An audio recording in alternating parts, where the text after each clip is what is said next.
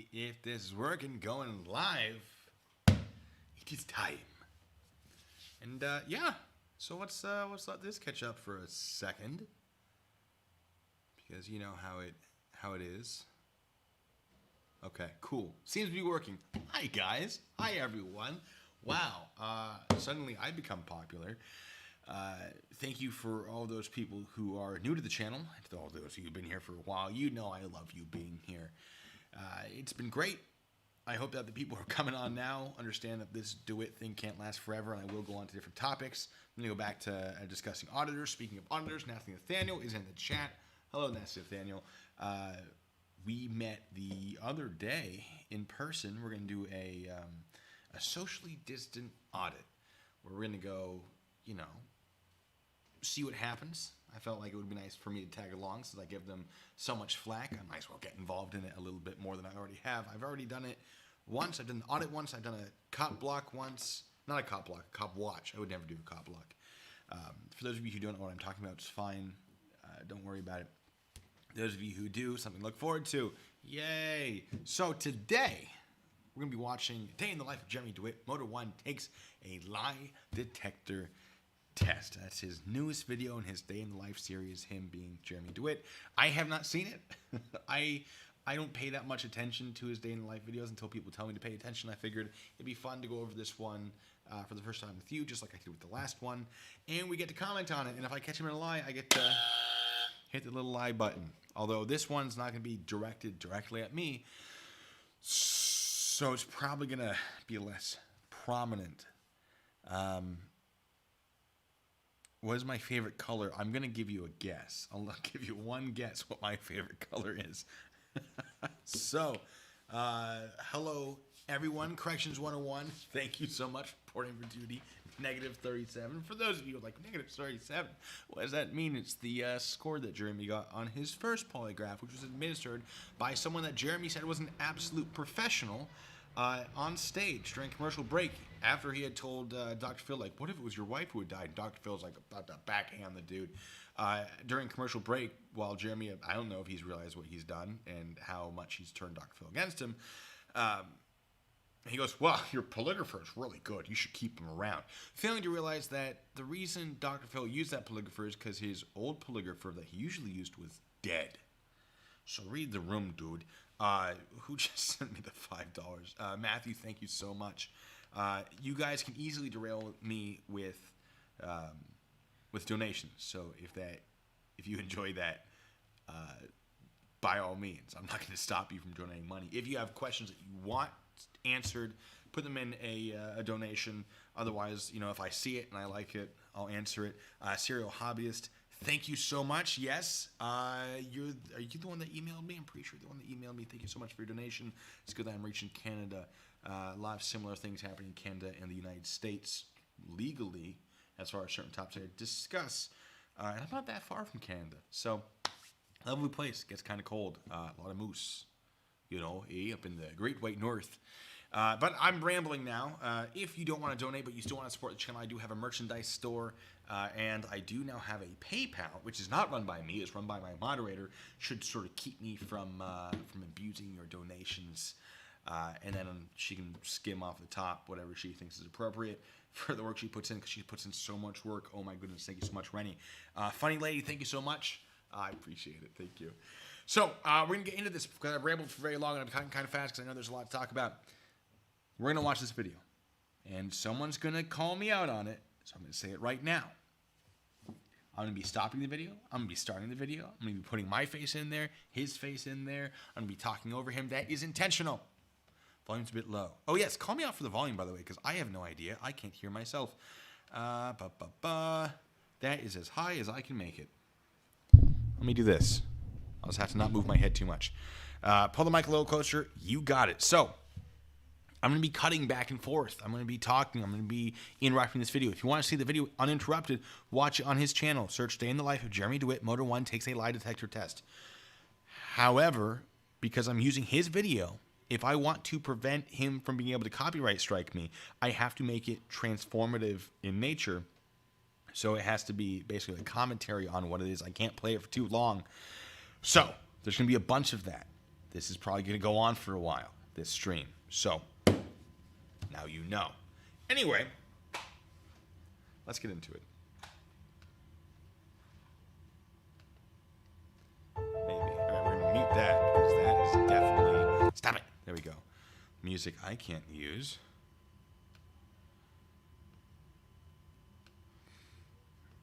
And we're just going to skip right on ahead. Oh, wait. Nope. Riding his bike. You see anything weird about riding the bike? No. All right. And we're coming up on, because I just saw it when I skipped ahead. Any time now. We'll get there. Yes. All right. So, Polygraph. Let me tell you a thing or two about polygraphs. I don't know too much. I'm not a polygrapher. I never took that training. However, I have been hooked up to a polygraph machine.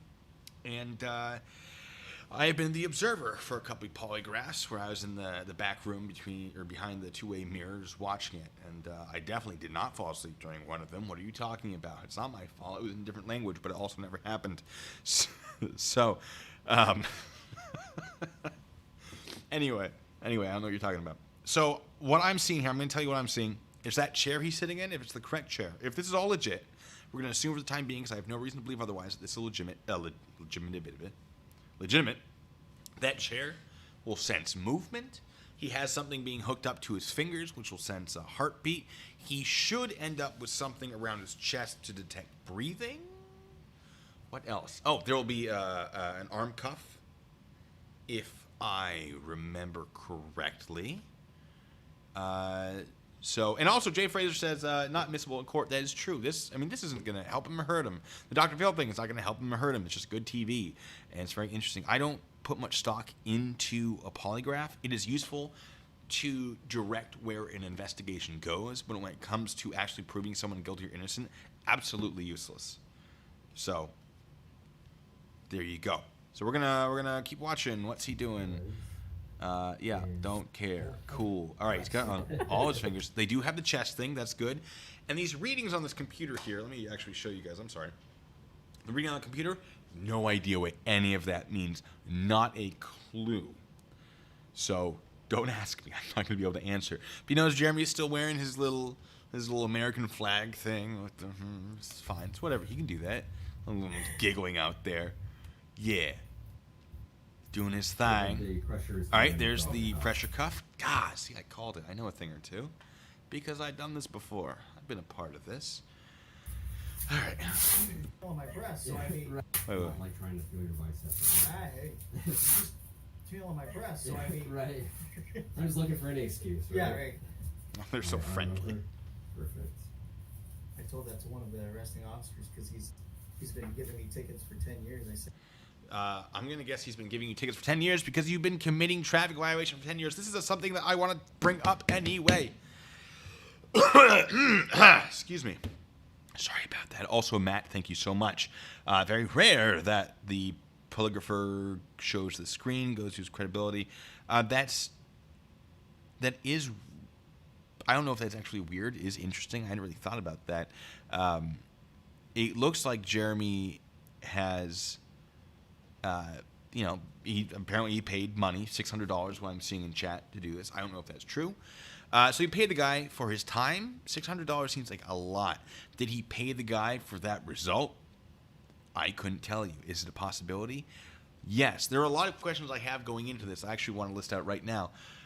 One, who is this guy? We're not going to find out because the guy doesn't want... his face plastered over everywhere. I get it. I wouldn't either if I was doing this, if I wasn't involved in the Jeremy Dewitte thing on purpose. I would not want to be involved against my will. What department is he with? What office is this? Is this a civilian or is this with the police department? If it's with the police department, are they allowed to do this? Why is he showing this screen? Is that standard procedure to record it and record the screen and then give it to the person who's paying for this? That actually, it very well could be. Because I know there are private companies that will pay to have potential employees tested. So this might not be unreasonable if he did it as like, oh, I'm with Metro State. We do polygraphs for our employees now. He could get away with, like, it wouldn't be all that weird for him to make that claim and get this done that way if this is the guy who does this on the civilian side. If I'm making any sense, I don't even know. But, you know, is this the only polygraph he did? Did he do a bunch of them? You know, and he just posted the one that was best for him. Where's he getting the money? Because you know he doesn't have money. He says this all the time that he doesn't have money. Is this guy trained on the countermeasures like the guy on Dr. Phil was? The guy on Dr. Phil was trained to detect people who are trying to beat the polygraph. And the guy said, yes, Jeremy has taken actions that are consistent with someone trying to beat a polygraph because they are being deceptive and they don't want to show up. Is this guy trained in that? Does he know how to read that? That's also an excellent question. There are a lot of questions, folks. There are a lot of them that are unanswered by this. So even if the results are like, yes, he's good to go, it still raises a few questions. So, but back to before, I know I'm talking a lot. Deal with it. That's what I do. I've got a mouth and I use it. I'm so sorry. He's like, oh, yeah, I've been getting tickets for 10 years from this officer. Bro, we've seen you repeatedly violating traffic law. Of course you're going to get tickets for it. In the videos that you upload, we see you without a seatbelt. We see you using the phone. That's distracted driving. That's using a cell phone while driving. That's driving without a seatbelt. We've seen you, weaving in and out of traffic. That's reckless endangerment, potentially. Turning without signaling. We've seen a lot of things that you've uploaded. So there's this claim that Jeremy makes like, oh, Ruler Police only edits his video so I look bad. Well, the videos you post make you look bad. It's not as big of a deal because you're not showing you committing felonies like Ruler Police is, but you are showing yourself committing, minor traffic infractions, which means one of two things. Either you do not care that you are violating these traffic infractions, which is bad, or you do not know you're violating these traffic infractions, which is also bad. Raises a few questions. A lot of questions in this video. We're going to keep going. You finally got to touch me while you were patting me down. You finally got to touch me. You touched me. I don't know what he's going on about. What is this? Number 5, 8. Okay. I know what he's doing. Okay. So what they'll have you do, I believe, is they'll say, they'll have like 1, 2, 3, 4, 5, and in one of those it will say, like, write the incorrect number. So on 1 you write 1, on 2 you write 2, on 3 you might write 5, on 4 you write 4, and on 5 you write 5, and then he'll do a question where he says, what did you write on number 1? Well, I wrote 1. What did you write on number 2? I wrote number 2. What did you write on number 3? I wrote number 3. And then they can gauge when you're telling the truth and when you're lying based on that. I assume that's what's happening right now.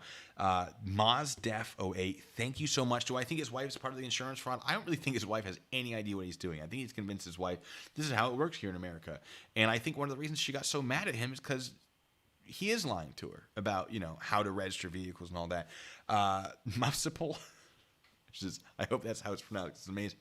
If he goes to jail, how do you think the other inmates will treat him? Will he need PC, which I assume you mean protection? Depends on the jail he's in, the section he's in. I don't think he'll do great. I don't think he'll do horribly. He's been to jail before. He knows how it works. He'll do okay.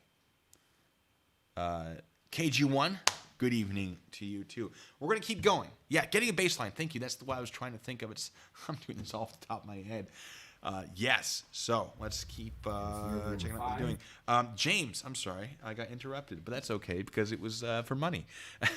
I really appreciate it, though, James. Would I be able to interview Vidler or Ramsey? I would love to. I would honestly love to. There's no way that they'd ever let me do it before this case is over, though. After it's over, I'm going to go through the correct channels and see if I can get that interview with approval from the department. 100%. Absolutely. I'm going to do that. So. Even though you did write the number. Oh, yeah, it is the number thing. Okay. I watched you write it, right? Mm-hmm. With this number, I want you to lie to me. Okay. I want you to tell me no and ask you, did you write the number 5? Okay. All the other numbers here. Okay, so this is very standard procedure. That is good. That is good to know. I'm sorry, I'm reading your comments. Some of you. You're going to feisty. You didn't write them. The answer is right here. All right, we're going to skip forward. Your physiological reactions. And we're going to, allows me to make sure that you are look at, capable I guess it's reactor, readings. responder. And the reason why I do this is on. Again, I have no idea what those readings mean. Not a clue. Sometimes I'll have to. What was this? Like, What was I know it? you Bump. did. Your body's That doesn't show. need it to be on the screen, so Uh-huh. Okay. So they're starting the test. Please remain still. The test is about to begin.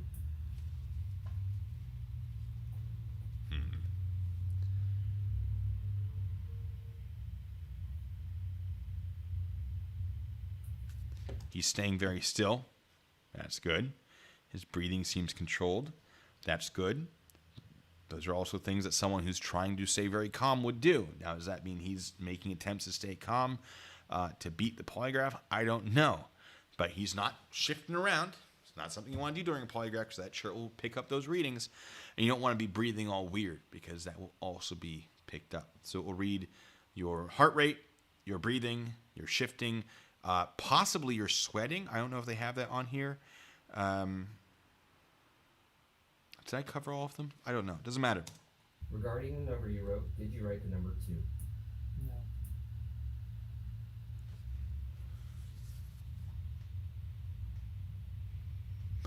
Thank you, AJ. I appreciate it. What does this baseline mean? Not a clue what any of that means. Did you write the number 3? No. Oh, let me bump that up. I'm sorry, guys. What am I doing? And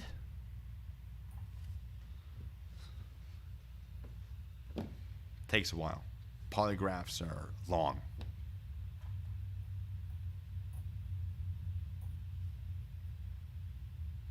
Did you write the number 4? No. Skipping ahead.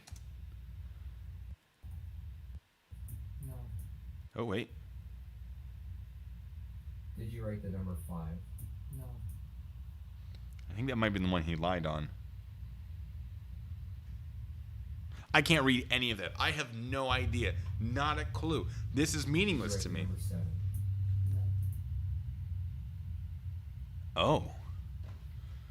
That's a change. It didn't go up. You see how on the left it goes up steadily? This one went down. Is that the one he lied on? I don't know. I have no idea. I'm seeing in the chat you can beat it with practice. I would believe that. I know a lot of polygraphers who have told me, no, you can't beat it. I hesitate to believe that because people have beaten them. Matt Streck, thank you. I have the polygraph results of Gary Ridgway, the serial killer, the Green River Killer. He passed his, and he definitely murdered those women. Now, you could argue, well, polygraphs become, more technologically advanced, but there are ways to, at the very least, not lose, right? The goal in beating a polygraph should be inconclusive as opposed to, pass or fail. If you are trying to be deceptive, or you're trying to beat it, because you are deceptive, inconclusive is what you want because it doesn't go either way. Vicarious Wanderlust, I just want him to answer one question about stolen valor. Otherwise, everything he says is meaningless. I do too. I was in communication with him. I had that interview with him. I was building rapport, and I was trying to start slow and boring, and people like to call me out for it. But I did want to help him initially. I was like, I can fix this. And then the claim to stolen valor came out. I was like, bro. We got to talk about this because this is a problem. And he got mad at me for that. He got real mad. Matt, don't try and read too much into what you see from a distance on those lines. That's fair. Not like I know anything. One of them looks like heartbeat. One of them looks like breathing. But do I know what either of those are? No. Phrenology, Goober. That's a word I haven't heard in a long time. Yes, phrenology, for those of you who don't know, is finding out someone's personality by measuring their skull. Basically, you get a bunch of calipers and you take your measurements. You go, well, you're predisposed to depression. We're going to give you a bunch of cocaine for that or something. I don't know how it works, but I know it's basically considered pseudoscience by everyone. So let's keep checking this out. Oh, body temp. I guess that would make sense. I have the feeling that this question. Oh. This reaction that he gives here, like when he goes and answers the question, he has a very high increase in sweat gland activity, and it continues for several seconds. Difference between this and say this one over here. So you want the plateau. It's different colors and it's all jumbled together. this is an initial reaction, but then he kind of starts coming down from it, and then some other outside force or factor or variable. It's very weird that he's explaining this to someone. That seems very odd to me. Is it wrong? Not necessarily. But this is certainly outside of the realm of what the polygraphers I ever interacted with would do. However, the polygraphers I dealt with were, were used by the DOD, so they had very specific standards and very specific training, very specific, everything. Whoever this guy is, I don't know what his training was. I don't know what department he works for. I don't know a lot of things. So I don't want to base my own experience with polygraphers, or use my own experience with polygraphers to sort of judge what's happening here. But I will say it seems odd, but it might not be odd. Someone said something. Matt says there's a long delay on the lines between the questions asked and the response of the lines. Yes. Yeah, that sounds right. Yeah, it's also weird. Good point. It is weird that they're testing with someone else in the room. Would that affect it? I don't know what's going on here. I have so many questions. Will this test prove he is the father? Now there's a question. Now APR was in this chat earlier. APR being former employee of Jeremy Dewitte, saying that Amir and Jeremy's wife may or may not have been intimate with each other biblically, which is the best way to describe intimate relations. Oh yes, they knew each other biblically, which I don't know, it amuses me. I don't know if that's true. I'm not going to pass it off as fact. That's on him. Jeremy, you can sue him for that. Carlos, thank you for your donation, and thank you for preaching my service.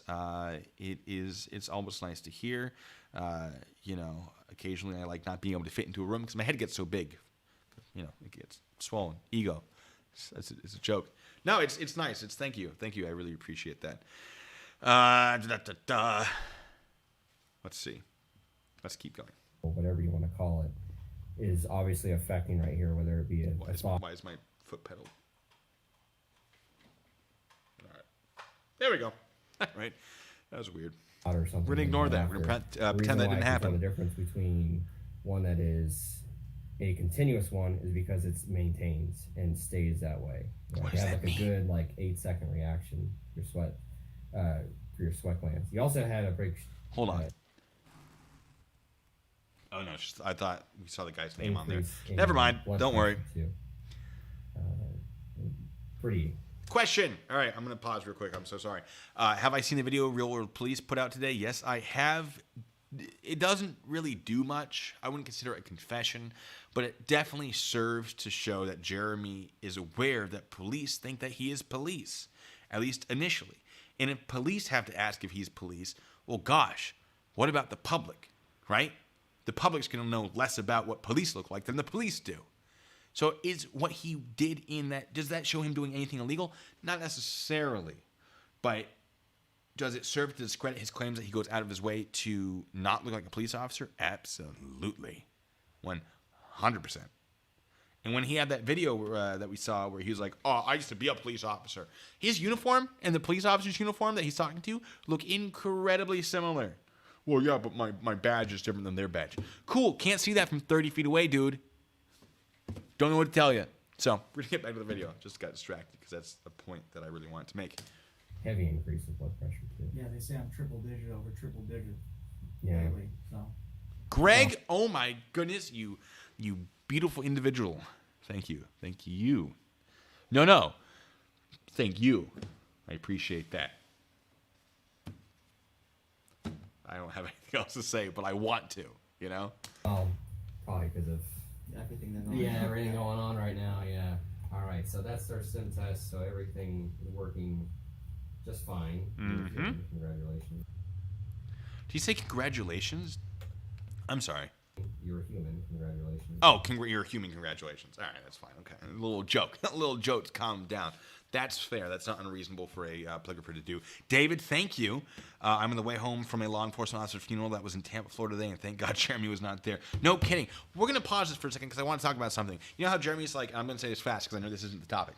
Jeremy's like, oh, well, we've done escorts with police, and, you know, they let us do certain things. They said it was totally cool. Guess what? Police are authorized to do funeral escorts differently than civilians because they have law enforcement experience and authority. Jeremy does not have that. However, what police can do is direct someone else to direct traffic. They can take a civilian and say, hey, can you direct that street for me? That's what they're doing when Jeremy's on these escorts with them.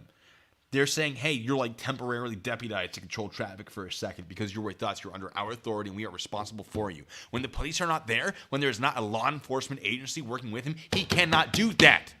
So his claims that like, oh, the police let us do it all the time. No, bud. No, that's not how that works. Well, I'm going to have a real short video. I'm going to have another Dewitte defense debunked video on that. There are a couple other things, but that is certainly one of them. Melissa, thank you for all of everything you do. I really appreciate it. Thank you so much. We can get back to this video, though, because I keep getting distracted because there's so much to talk about. Jay Pavilion, you son of a gun. The polygrapher is off Craigslist or Fiverr. Can you imagine getting a polygrapher off Fiverr? That would be incredible. I would do so many polygraphs. And Carlos... we're going to talk about that for a second. Yes. So, Carlos says, you look like you were going to turn to the Hulk on Dr. Phil. I felt like it. Man, first of all, what you didn't see is me, like, grinning at the results. So, I was looking at the results off stage for this this polygraph. It was a whole thing. And what you don't see is me going, what? I mean, professional, right? Because I had to pretend that I was a professional on national TV, whereas here I can be ridiculous, which a lot of people are like, you're too goofy. Like, that's the point. A lot of the topics I cover are really, really dry, so I like to make them fun, right? It's called teaching. Anyway, I'm sorry. I'm not bashing anyone who thinks that way. I get it. I know. But when Jeremy was talking about Dr. Phil, like, what if your wife was dead? And I'm sitting there like, no. And they cut to my face as I'm like, like, stop, like, don't do it. What you don't see is Amir grabbing Jeremy's leg, being like, stop, don't keep this. Like, and Amir's just like calmly, like, right? They didn't. I don't think they showed that. I don't remember seeing it. But I'm over there, like, you can see me trying to be calm. I'm like on my chair, like gripping that thing. It's like, no, because Dr. Phil was just like internally screaming. Is what it felt like. Anyway, but yes, no, it was difficult. I've had a lot of practice controlling my emotions, but it was hard. Anyway, let's keep going with this polygraph. Thank you, Frank Perry. I appreciate it. Still, the test is about to begin. Test 2.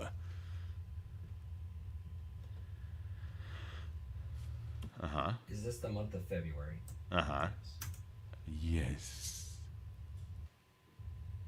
Regarding allegations against you, oh, here we go. To answer each question truthfully. It's about to get good. Ask the questions. Should give him a Nelson laugh. Sorry. All right, I'm getting distracted. Yes. Oh. Are you convinced that I will not ask you a surprise question on this test? All right, that's pretty standard stuff. Matt, thank you. Matt says Jeremy has a high galvanic skin response. Sweat when lying. Skin conductance is not under conscious control. Instead, is modulated autonomously by sympathetic activities. Liars can't control it as well as breathing. That's fair. Yes, I agree. Simply splashy. Were you in the hospital watching it? Well, I'm glad I could entertain you. Anyway, I keep getting distracted. There's so much going on. Yeah. What did they just ask? Have you ever lied to loved ones? Yeah. Have you ever lied to loved ones? No. That right there is a lie. And I'm guessing they picked it up on that polygraph. I would love to see, like, was that inconclusive? Was that a truth or a false or whatever? He's lied to loved ones. I promise you that. You know? There's no way he is not. I'm fairly certain we've seen him lie to loved ones. So, okay. We say howdy here. Am I intentionally setting things up to make it look washed out? No, it's just this is an old camera. Cams are expensive. So if you want me to get a better camera, donations are appreciated. For those of you donating, it's going to my Get a Better Camera fund. All right. I'm eventually going to move the camera to like here so I can, back and forth. But I'm going to have a nicer one there. This one's just old, but it functions. It does 1080p, does clean HDMI output, and that is all I really needed from a camera. So I got it. Anyway.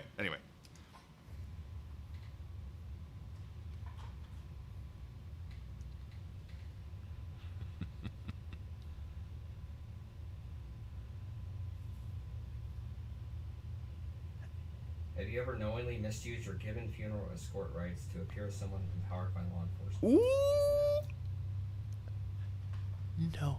You hear how quietly he said that? That feels like an attempt to not get caught lying to me. Now, am I trained in this? No. These things I'm stating are purely opinions. So, Jeremy, if you want to say, like, he lied about me. Nope, I'm stating opinions on how I feel. I can feel however I want. If I was saying it as fact, that would be a different story, but I'm not. And also, thank you so much, Timothy Brown. Was that a state-certified polygraph test? Good question. We should ask. No, okay, we're not going to ask Jeremy. I'm not going to tell you to go, ask him anything because he gets enough nonsense. And I'm not saying I like the guy, but I don't want him, hounded by people calling or messaging him. I wouldn't really wish that on anyone. There may be a few people, but he's not on that level of my list of people yet. Anyway.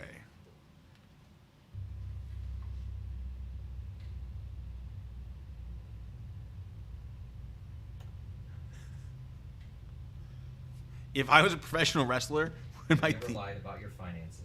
Would my theme song be Bad Boys from Cops? I feel like that would be too on the nose. It would be Blue's Clues. Be the Blue's Clues theme. No. All right. Has he ever lied about his finances? What's his answer going to be? I'm guessing no. Or you say yeah. Have you ever lied about your finances? That sounds like a no. Oh, yeah, hit the button? Well, I can't prove he's lying, but lying about finances seems like a pretty strong... Seems unlikely he's never... I've lied about finances. Not like to the government. I've lied to loved ones. Not to hurt them. Yeah, no, not to hurt them. I tell little white lies. Anyone who says they don't, I'm a little suspicious about. When I took the polygraph, they're like, would you ever tell a small lie to protect yourself at work? I'm pretty sure everyone would, unless maybe I'm just a crazy person. I feel like that's one of those questions they want you to say no on, so they can try to call you out. But I was like, yeah, I've told small lies. Like, I'll get you that report. Oh, yeah, no. I've always done the report, when in reality I've like barely started it. Yes. And then I work really hard and I get it to them at the appropriate time. Like, yay. I'm not gonna make things up about how great I am. I have my faults just like everyone else. Jeremy seems to like to pretend he doesn't, maybe, because that's what I'm getting off this polygraph. Jay Pavilion, thank you. Yes, you can smell the negative 37. 37, am I right? Like, that's not even close to inconclusive. We're gonna keep going though. We're gonna stop talking about me and my propensity to tell untruths.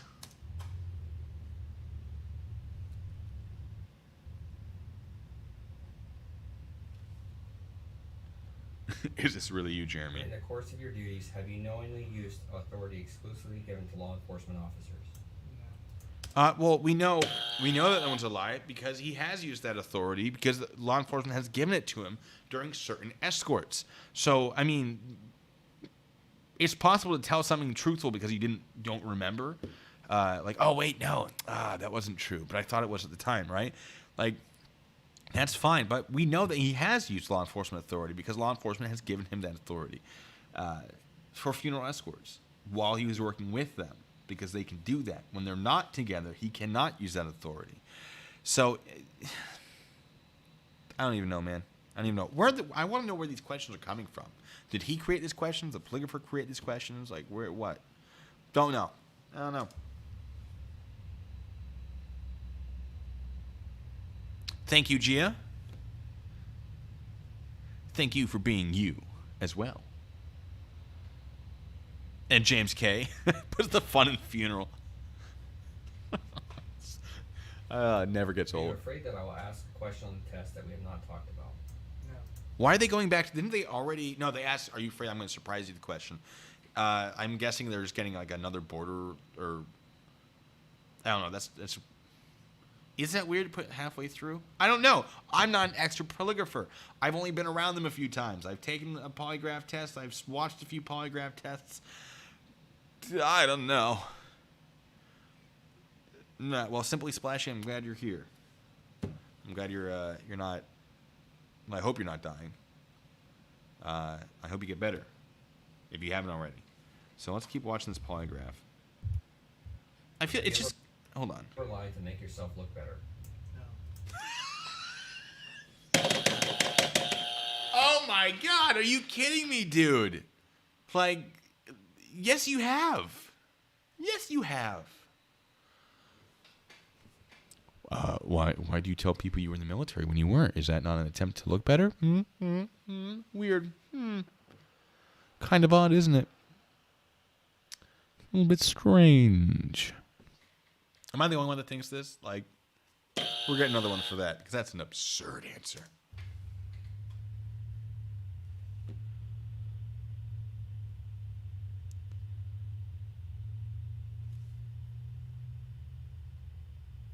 I lied to make myself look. You're right, folks. People are like, everyone's lied to make themselves look better. I certainly have. Nothing illegal. But people like, hey, how tall are you? I'm 6'3". I'm not. I don't think I've ever told anyone I was 6'3". I have told people, I don't know, if I'm in an unfamiliar place with people I'll never meet again, and they're like, what do you do for a living? I'm like, oh, I'm a graphic design artist out of New York State or something. I'll make something up. Just for funsies, right? Like, people do it. It's cool if you do it. Don't be afraid to admit it. If you're not willing to admit it, that's where the problem, it becomes a problem. If you can't control it, it's a problem. I do it. I know I do it, and I have fun doing it. Mostly because it keeps my skills on my undercover stuff pretty fresh. Now, I don't really use those skills anymore because I don't do undercover stuff nearly as much. Although, as a private investigator, sometimes you got to go pretend to be someone you're not, which is a lot of fun. But it's more of a work skill related thing. But I will admit to it. It's weird that you're not able to, Jeremy, when I'm sitting here being like, yeah, I'm not even hooked up to a machine. I'll tell you. I've done it. I'm not saying it's common, but it's happened.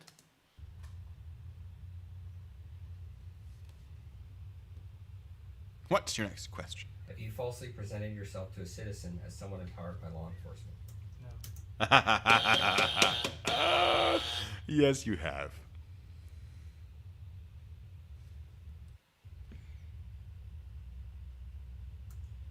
Please remain still while I take the instrument of operation. This portion of the test is over. Yay, it's over. Now, okay, I want to make it clear when I say, yes, you have done that. Allegedly. You've allegedly done it. Allegedly. All right? So, I say that to protect myself, because apparently Jeremy is getting pretty interested in pursuing legal options against us YouTubers who are just being like, hey, look at this guy. You know? I'm not creating the videos. I'm creating videos about the videos. I'm analyzing the videos that exist that have been acquired through Freedom of Information Acts. I'm analyzing your own videos, Jeremy, the ones that you put out, because there's some weird stuff in those as well. If you didn't want me to do that, you probably shouldn't have done those things. Am I right? Title of the book, I'll get to that, because I don't even know off the top of my head. There's a bunch of them. Jeremy, the best thing you could have done, I said this multiple times, is lay low. Once this first started, you shouldn't have gone to the local media. You shouldn't have gone to the newspaper. You shouldn't have made a big deal about this. You should have laid low. Maybe change the name of your company and just sort of hung out. This blew over. It would have blown over in like 2 weeks. But no, you decided to make a really big deal out of it, and thank you very much, Stephen. Stephen said you said you were going to start today on investigating my wife for infidelity with my older sister. You stopped with Jeremy and saved my marriage. If you pay me, I will. Book on the right. Book on the right. Book on the right. Book on the right. That would be this way, which is my left. I got books. Here in my garage. Knowledge. You know what? Let's take a quick break, because he's taking a quick break. We're going to take a quick break to talk about books. I want to. It's my stream, darn it. I do what I want. So, Up here, we've got the first two Hardy Boys books published in... This one used to belong to some guy named Charles Parker, apparently. 1927 is the copyright. I don't believe this is the original print. The original print, if I remember, it was red. This is probably close to the 40s or 50s, but this is the original text. After the 50s, I think the text was changed and modernized slightly. Those are the first two. And then, of course, I have my Army Investigator badge. This is the one I held up to the camera all intensely on the Dr. Phil show. It's a fun little thing. Books, and these are just filler books. We got Ordnance and Gunnery. First edition, 1917. I don't know where I found this one, but it's basically how to shoot cannons on ships, like World War I style. Let's see what else I got. Oh, Nuremberg. This one's a fun. I found this one. It's great. It's about Nuremberg, which is a place I used to live near. And it's got these beautiful, beautiful pictures in it that are, colored. There's one right here. I can't seem to open it. This is what we're doing now. Oh yeah, just these beautiful pictures that you probably can't really see, but I love it. Life and Achievement of Admiral Dewey. I got this one for just super duper cheap, and it's got a nice aesthetic to it. Don't know a thing about the dude. Copyright 1899. Yeah, it's fun. And then this one here is the Illustrated Sherlock Holmes Treasury, revised and expanded, because of course you gotta, right? Oh, the book on the... Oh, you're talking about that book. Oh, I thought you were talking about my books. I was excited to share my books. I don't know. What is that book? Everything... Something, something, something. I have no idea what that is. It says everything, and that's it. Well, now I feel stupid, because I was excited to share my books, which nobody's asked about yet. The only thing people asked about are these, and they call them butt plugs. They're not. They're stamps. No, you want to talk about this bayonet here? This is the one that I used in my musical when I was dressing up as a mirror. I was really excited to see him wearing that gray suit again on Dr. Phil, because that's what I used, is a gray suit to look like him. I hit one of my earlier takes of that scene where I'm stabbing the case file. I hit myself in the thumb with this thing, and a lot of blood. Hurt a lot. Was not great. Because originally I was holding this thing like this when I was stabbing, and I missed. And so in the cut we see, I'm stabbing like this because I can control it better, and I'm less likely to hit my thumb. So. Yeah, anyway. I'm going to put it back there. That's that conversation. We're going to keep going back into this. I took my break. All negative 37 of my books.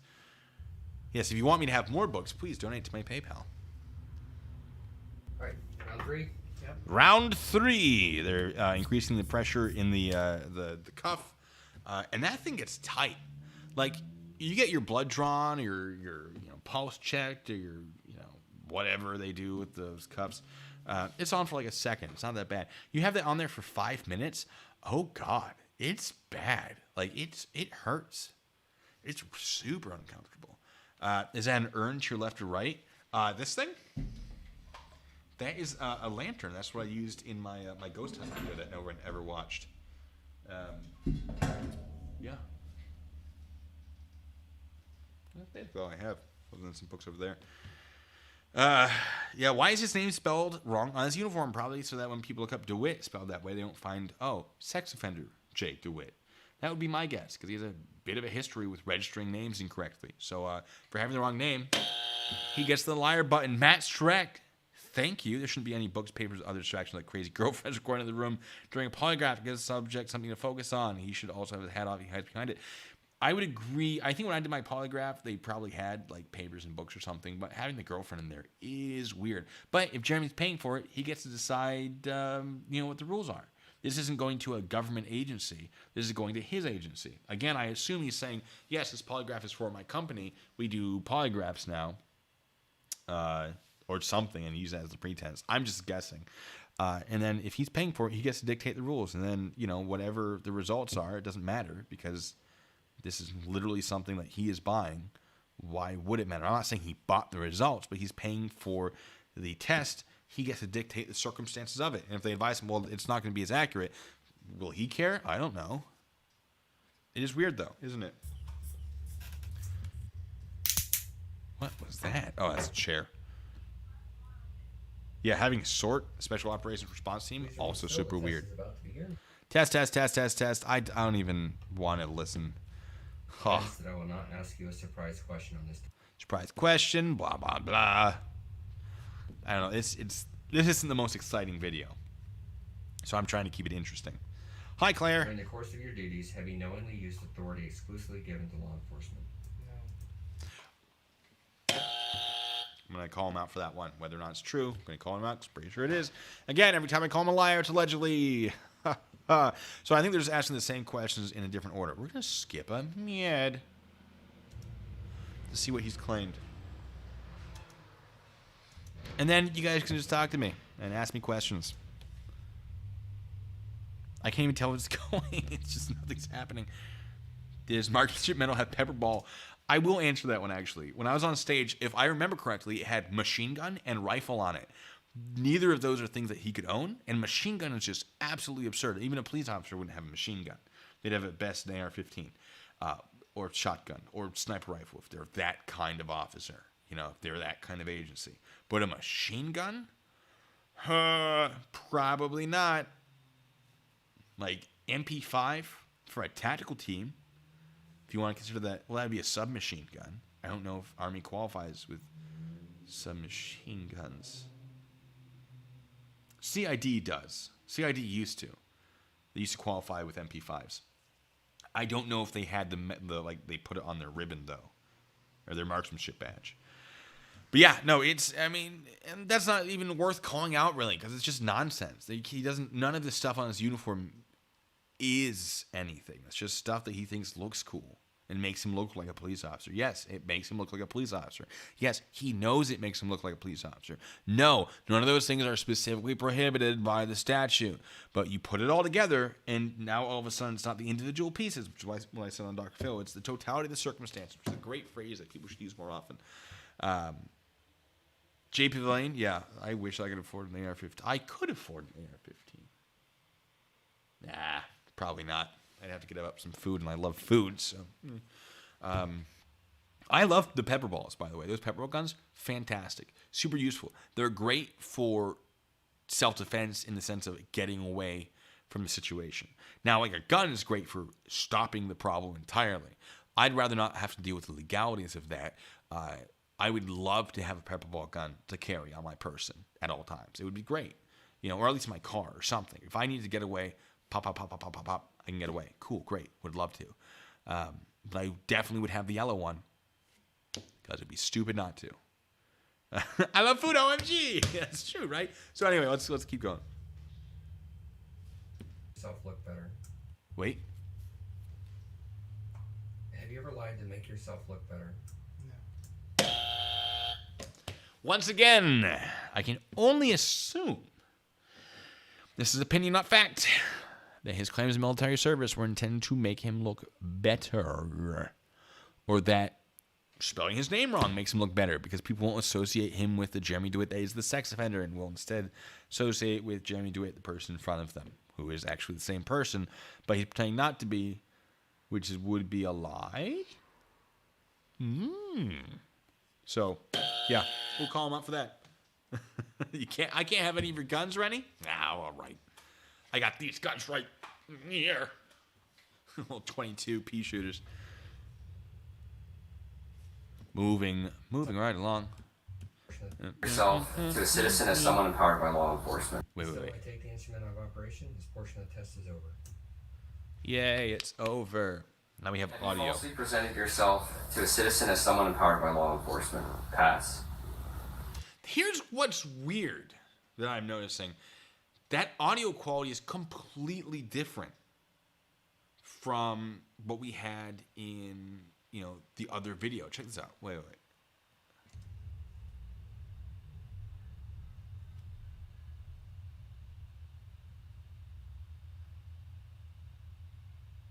Say something. Please remain still while I take the instrument out of operation. That question is pretty straightforward. Right. I don't know if it's... It sounds similar to the same person, but the quality is different, which I have some questions about. Maybe they did it in a different room. Hold on. Pedmets, thank you. Yeah, no, Amir must be... Amir's doing what he can. I'm not going to fault the guy for taking a client. That's what they do. They try to make the clients look good. He's never been not nice to me. I've met him once on Dr. Phil in front of cameras, so he had good reason not to be rude. And, you know, I doubt he's a rude person. It's just his job is to defend people, and that's what he's doing, and he's not doing a terrible job of it.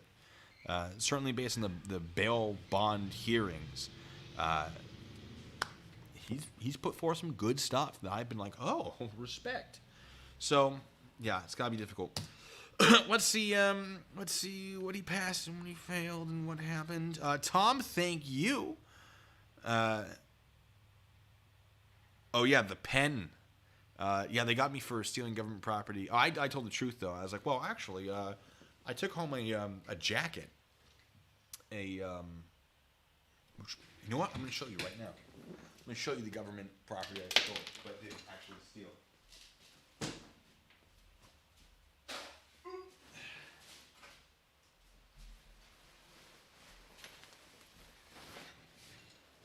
I have the box here. They were real concerned about this. So I got issued this jacket when I was the CID. Now, I was never CID in the sense I was never an agent. I was an investigator with CID. CID being Criminal Investigation Division or Department, depending on who you're talking to. They're basically the FBI of the Army. And so when I went out with them to help them with their scenes or, you know, deal with my scenes, I had this CID jacket. It says Department of the Army, U.S. Army Criminal Investigation Command, CID agent. I would never, you can't really, the green screen is taken away from it. I would never wear this out and about, ever. Because, you know, felonies. On the back of it, police agent. Bam. This is the windbreaker they gave me, so I, you know, fit in with them when we were doing stuff together and made things easier. It is a little broken. They would never have issued it to someone else. They never ask for it back. Usually in the Army, if if they want you to give it back, they do a hand receipt for it. So I didn't. I packed it away by accident. Found it like 2 years later. Went, well, they never reached out to me. And then went to the polygraph. I'm like, well, I actually did take this. And they're like, what? You did? You thought that was okay? I'm like, I didn't think anything of it. It just sort of happened. Right? Like, it's not like I was just like, scrolling this away so they don't take it from me. I still have it. If my unit wants it back, it is all theirs. I have kept it in a box since then. This is like the only time I've taken it out, honestly. Why do I still have it? It's a nice memento. It's like, why do I still have these stamps? Which I will show you right here. I still have these stamps, a nice memento, right? They were throwing these out and I kept them. Why do I still have this badge? Oh, God, it's very wobbly. Why do I still have this badge? Okay, pretend that didn't happen. Because it's a nice memento. You know, this is what I wore. Can I use it for anything? No, I can't. Obviously not. But I like having it. You know, it's memories. So yeah, but I would never ever wear this. I wouldn't even keep this in my car. This stays in a box in my house, and it's just a nice reminder when I'm like sorting through things. Like, remember the times. Yeah. That's it. All right. I have all sorts. Like I have magazines for rifles. I tried to turn back in after some field training. Right. I just got issued a bunch of magazines, and I went to the armorer to turn them back in. And he went, "Oh, we just got new magazines. Those ones are garbage." And they were. They're yours. I'm like, no, I don't want them. Like, I'm not going to keep them. He goes, well, I'm not going to take them. So you can just throw them in a garbage can. You can litter them outside. I don't care. Right? We're not tracking these. They're on 0 pieces of paper. We have replaced them. Do what you want with them. So I still have them around here somewhere. I'm looking at one right now. Yeah. You know what?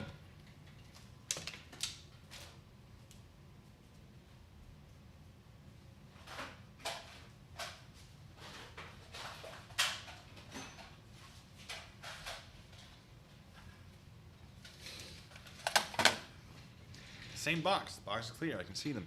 Yeah, I just have rifle magazines that I will never use because they're garbage.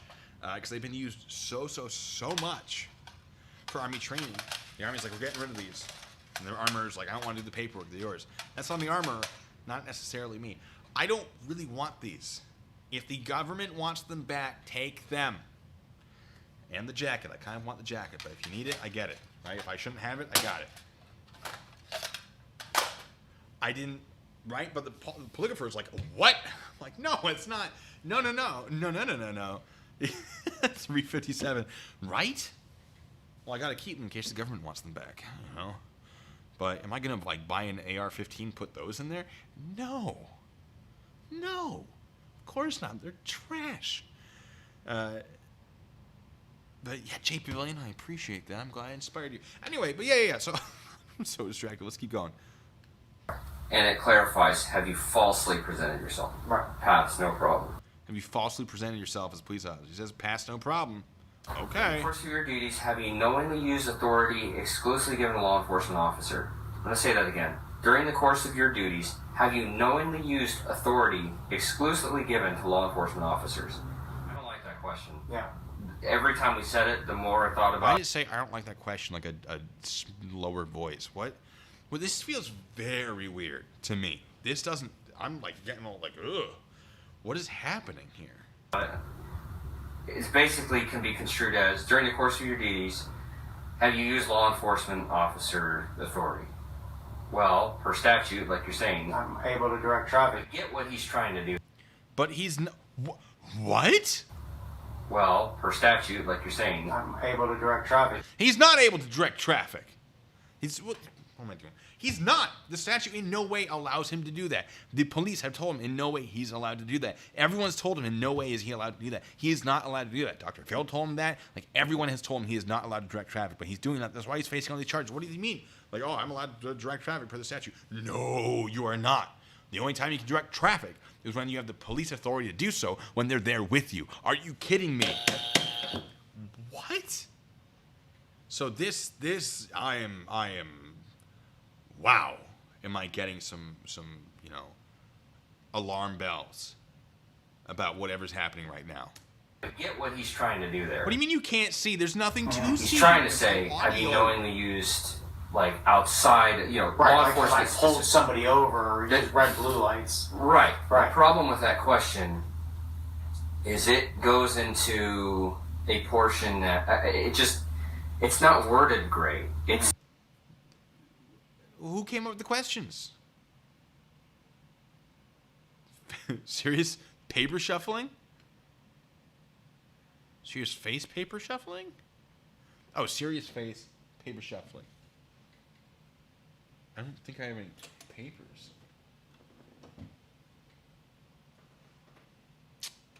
No, I do not. Unfortunately, I don't.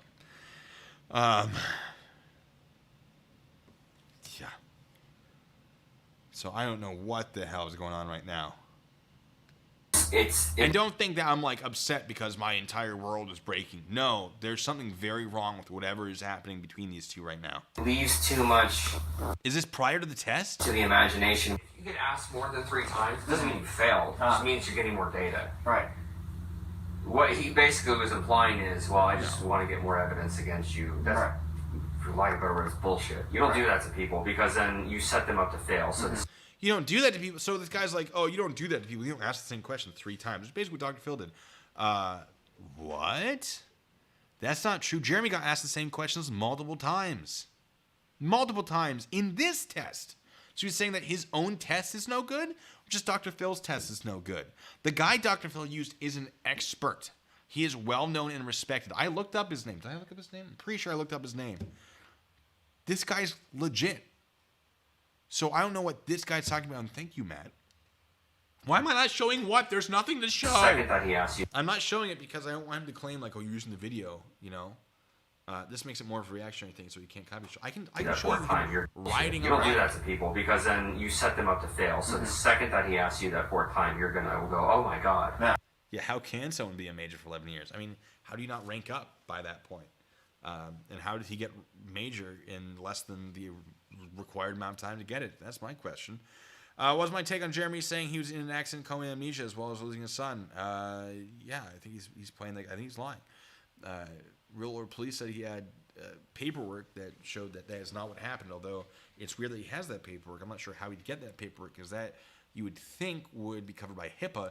Although, well, if there was a criminal case using it, then maybe it would be available. I have not seen the paperwork, but there apparently is evidence out there to believe Jeremy never went into a coma and he was just making things up. So It's not a science, and it never will be a science. I would say that you would pass. I would gladly say that. So, I am tech. what's with all these audio edits? There are a significant amount of audio edits here.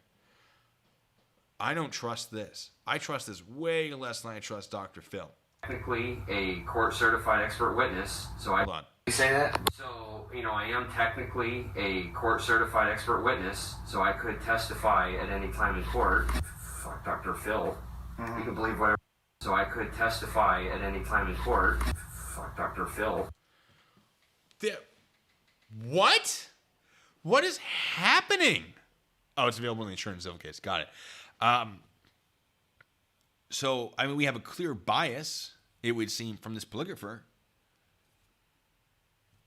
That is another red flag. This is the red flag button now. That was a red flag buzzer. This is very, very, very weird. And the way that the audio is cut, like, you didn't think we weren't going to notice that? Viper, yes, thank you. How does he avoid federal charges for that? I can explain that. Well, yeah, let me calm down from my rant for a second. Yes, there's a picture of Jeremy wearing Class A's, ACUs. ACUs? No, he's in the green. He's still called ACUs? I don't know. It's Class A's. The reason you avoid a federal charge for that, because you can wear that. I can't tell what the ribbons are. Do I have the right side? Ribbons? Oh, my uniform here. Gosh, I don't remember what side the ribbon's going. I haven't worn that uniform in a long time. I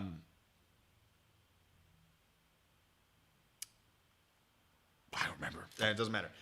Because I don't know if he's wearing any medals of valor, right? So wearing the uniform is fine. You cannot wear, a Bronze Star or, a Purple Heart. No, well, Purple Heart I think also counts. Or a...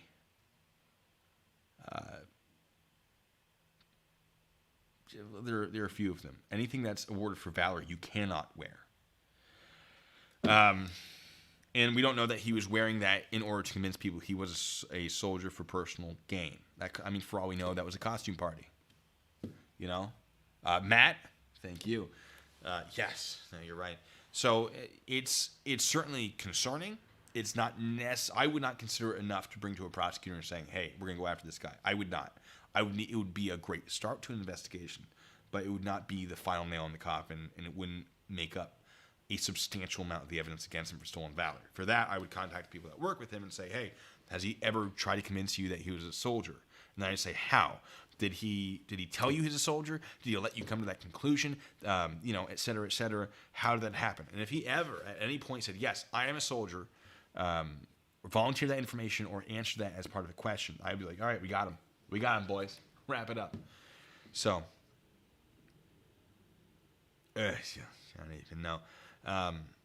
Don't fire penalize the polygraph examiner. The video is edited. It is not fair. That's the thing, right? Like, I want to hear the full unedited thing, Jeremy. You want to convince people this is legit? Hey, how about not editing things to make yourself... you're complaining about real world police editing things to make you look bad. Okay, fair. Don't you then do that to yourself to make you look good. Your stuff is edited to make you look good. It still somehow makes you look bad because, you're not wearing a seatbelt, you're distracted driving, you're doing all these things. Like, it's nuts. You're blasting sirens next to your, 9-month-old daughter or however old she is. That's weird. That seems unhealthy for a child. And, their ears... those sirens are designed to be loud. So, yeah, do we know it's the actual polygrapher?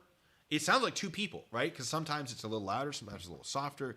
Is it just the audio is like, the person is changing distance from the person? Are they like walking and then whoever has the recorder is going in and out in distance? Why were they allowed to film the polygraph but they don't have footage of this conversation? I'm guessing that's because it's edited and it would be very obvious to have the jump in video. This feels like a sham. Can I prove it? No. would I be surprised to find out that I was right about it being a sham? No, of course not. This feels look, I don't want to toot my own horn. We're bringing this back out. But Jeremy, I was an investigator. Part of my job was to tell when things did not add up. And this does not seem to add up. There are some weird things happening. This whole thing feels weird. And it's not enough to say that you're lying. It's not enough to say that, this whole thing has been faked. However, it is enough for me to feel like it should be investigated further because something feels wrong. And I have a pretty good, I don't just have a good gut. I got a good gut, That's me getting angry, folks. You can believe whatever he wants. Those people on the internet, who cares? Right. They just want to be angry. I think we said this the other day. They just want to be angry. Right. They want something to hate on. Yeah.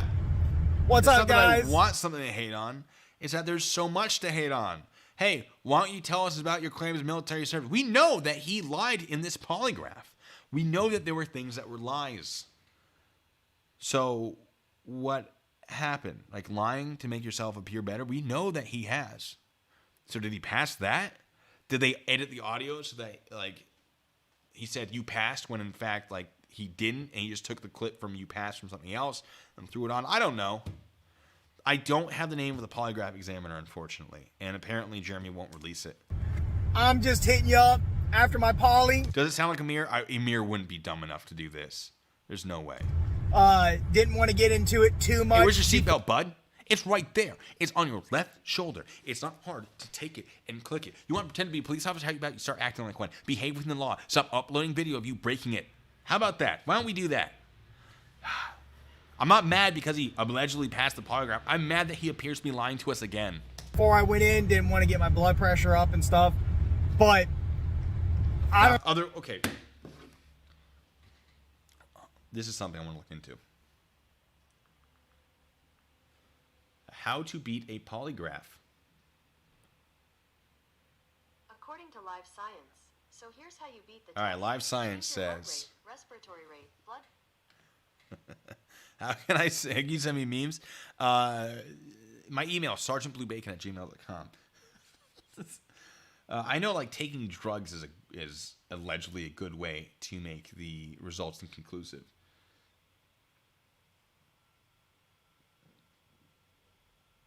Change your heart rate, respiratory rate, blood pressure, and sweat level. Oh, wait.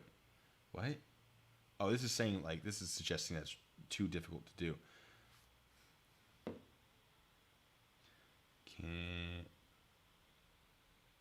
Defeating a polygraph against novice students is possible, but defeating an experienced examiner is harder. Goodson says that although he can successfully defeat a polygraph against novice students, defeating an experienced examiner is harder. Yes, thank you. NSA whistleblower reveals how to beat a polygraph test. Yeah, take a couple Valium. Yeah, that's what I've always heard.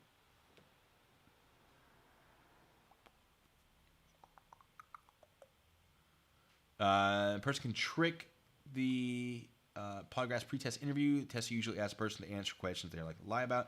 These include questions like, have you ever stolen money? Have you ever lied to your parents? Or have you ever cheated on a test? Most people have done these at least once, but lie about it. So the tester uses a person's response to a likely lie as a way to establish how the person physically reacts while lying. I think that's why the guy was very upset with me telling the truth about, oh yeah, I took the jacket. Because he wasn't able to establish that baseline. Because no, I'm going to tell the truth about that. You had me hooked up to a machine, of course.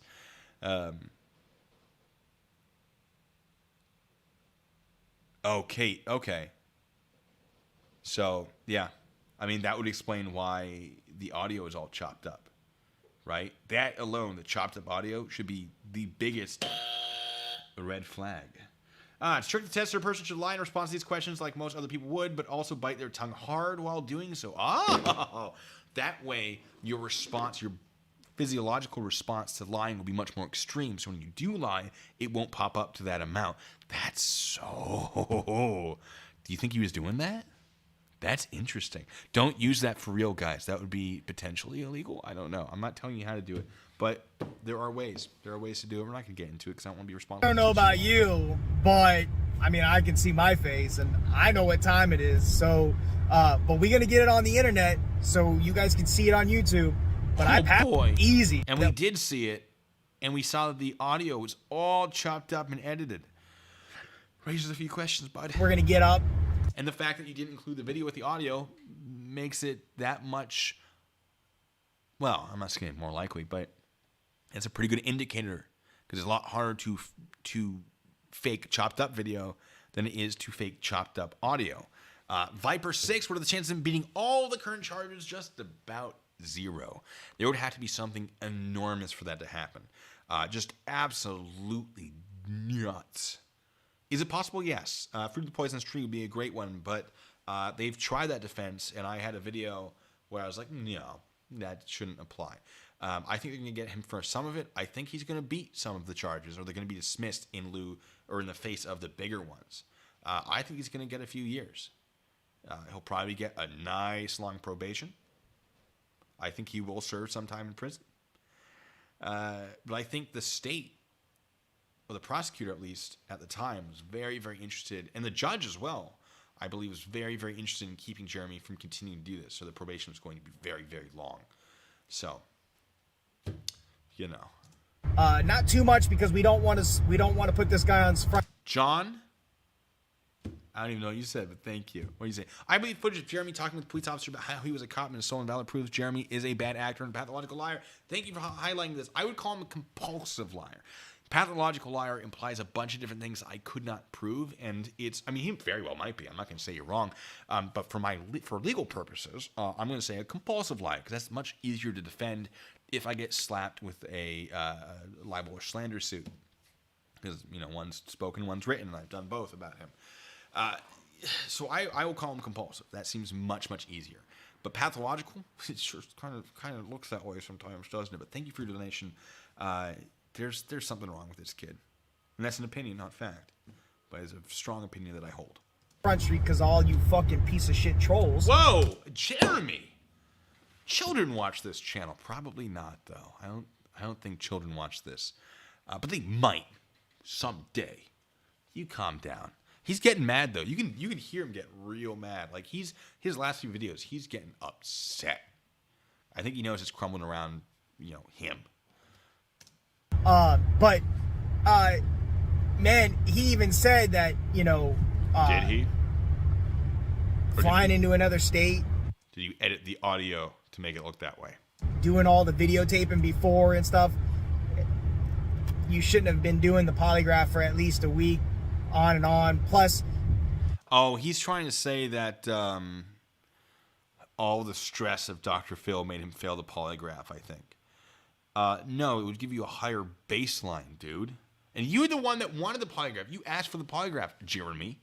So now you have all these excuses? See, on the show, you're like, I'm going to trust anything that it says. Haha, I totally passed. I felt so good about it. But now that he's failed, negative 37, where negative 3 is deceptive. Whoo! Wow, that's insane, right? Now that that's come out, he's like, nope, I didn't like it, actually. I was wrong. Like, yeah, okay, dude. Like, you were so sure when you took it. And on this show, you were so sure.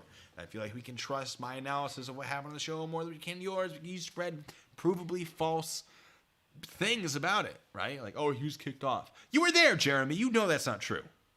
You know that's not true. You were there. So, like, why would we trust you on? I mean, that's a lie. That's a lie. That's a lie to make you look better. Oh, Bacon was kicked off the stage. Dr. Phil was so chummy with me. So you pass that one? Because that's a definite lie. So, bro, right now it just kind of feels like whoever you had for the polygraph was either incompetent or you're lying about the actual situation. Viper, thank you. And yes. they word it, and I'm going to say it because you won't see this until probably after Dr. Phil, but they word it as deception. But deception and inconclusive for polygraph examiners is the exact same. No, the hell it isn't. Inconclusive would be like a score of, I don't know, like 1. Where it's like, it's not that negative 3 to make it deceptive. But it's not like, it's not in the positive. Negative 37 is deceptive. That's not in any way inconclusive. That's so far from inconclusive. I don't know what you're smoking, but the police are already watching you. You should probably stop it, right? You don't want a drug charge as well. So stop smoking the crack. That's absurd. Inconclusive and deceptive are two completely different things. Definition. So, inconclusive is what they should have said, but because Negative 37's not inconclusive. it's Dr. Phil and they want ratings, they put Negative deceptive 37. to make it look worse. But Negative 37.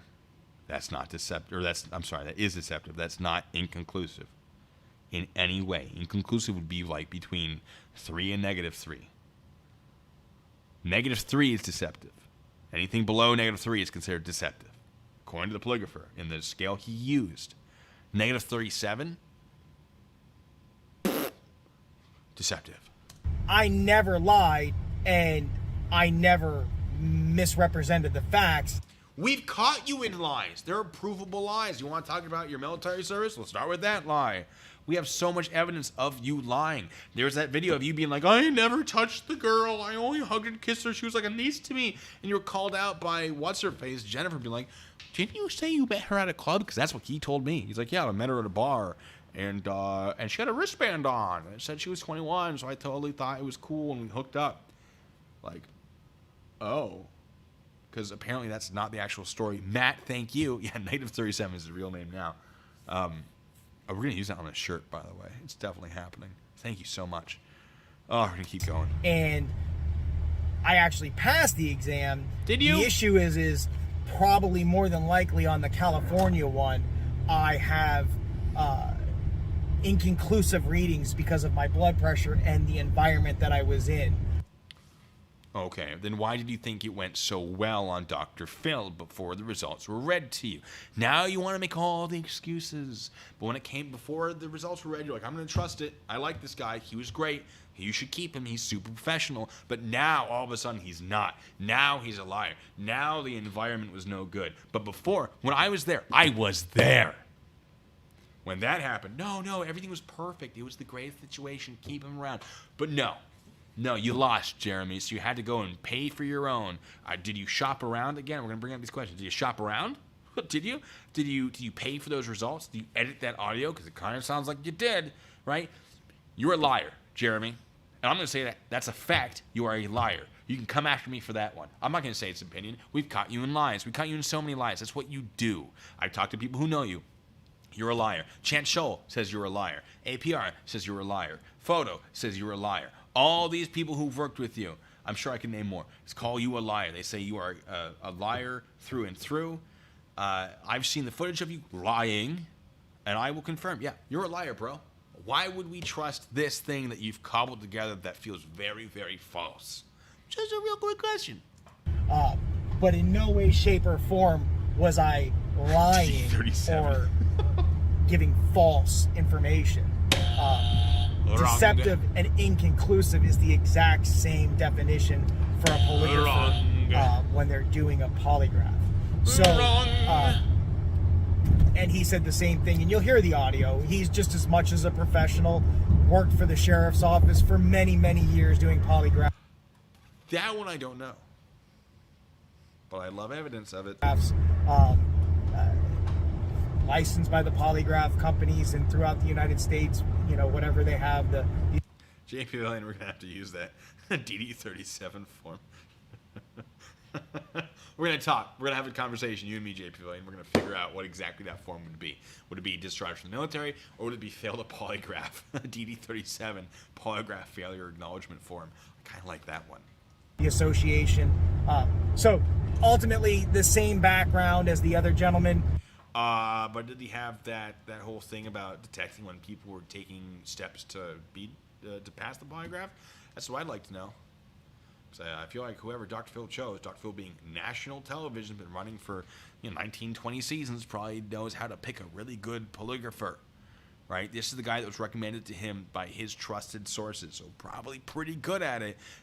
I'm guessing he's a little bit better trained than whoever Jeremy used, because if the guy was willing to be like, yeah, pay me $600, I'll do it. I question the training he has. Someone with excessive training is probably going to be a little too busy for that. Just a thought. Again, the other gentleman probably didn't say deceptive. He'd probably say it was inconclusive, because there's either Thank you, Matt. passing, inconclusive, or lying. No, deceptive is what they call lying, Jeremy. I don't know where you're getting information from, but they're lying to you. That makes them deceptive. On a polygraph, lying is called being deceptive. That's what deceptive is on a polygraph. There's not a lying section. There's a deceptive, inconclusive, and I assume pass, right? I never looked for pass. I looked for inconclusive. Or not inclusive, sorry, deceptive. If they pass, great, cool.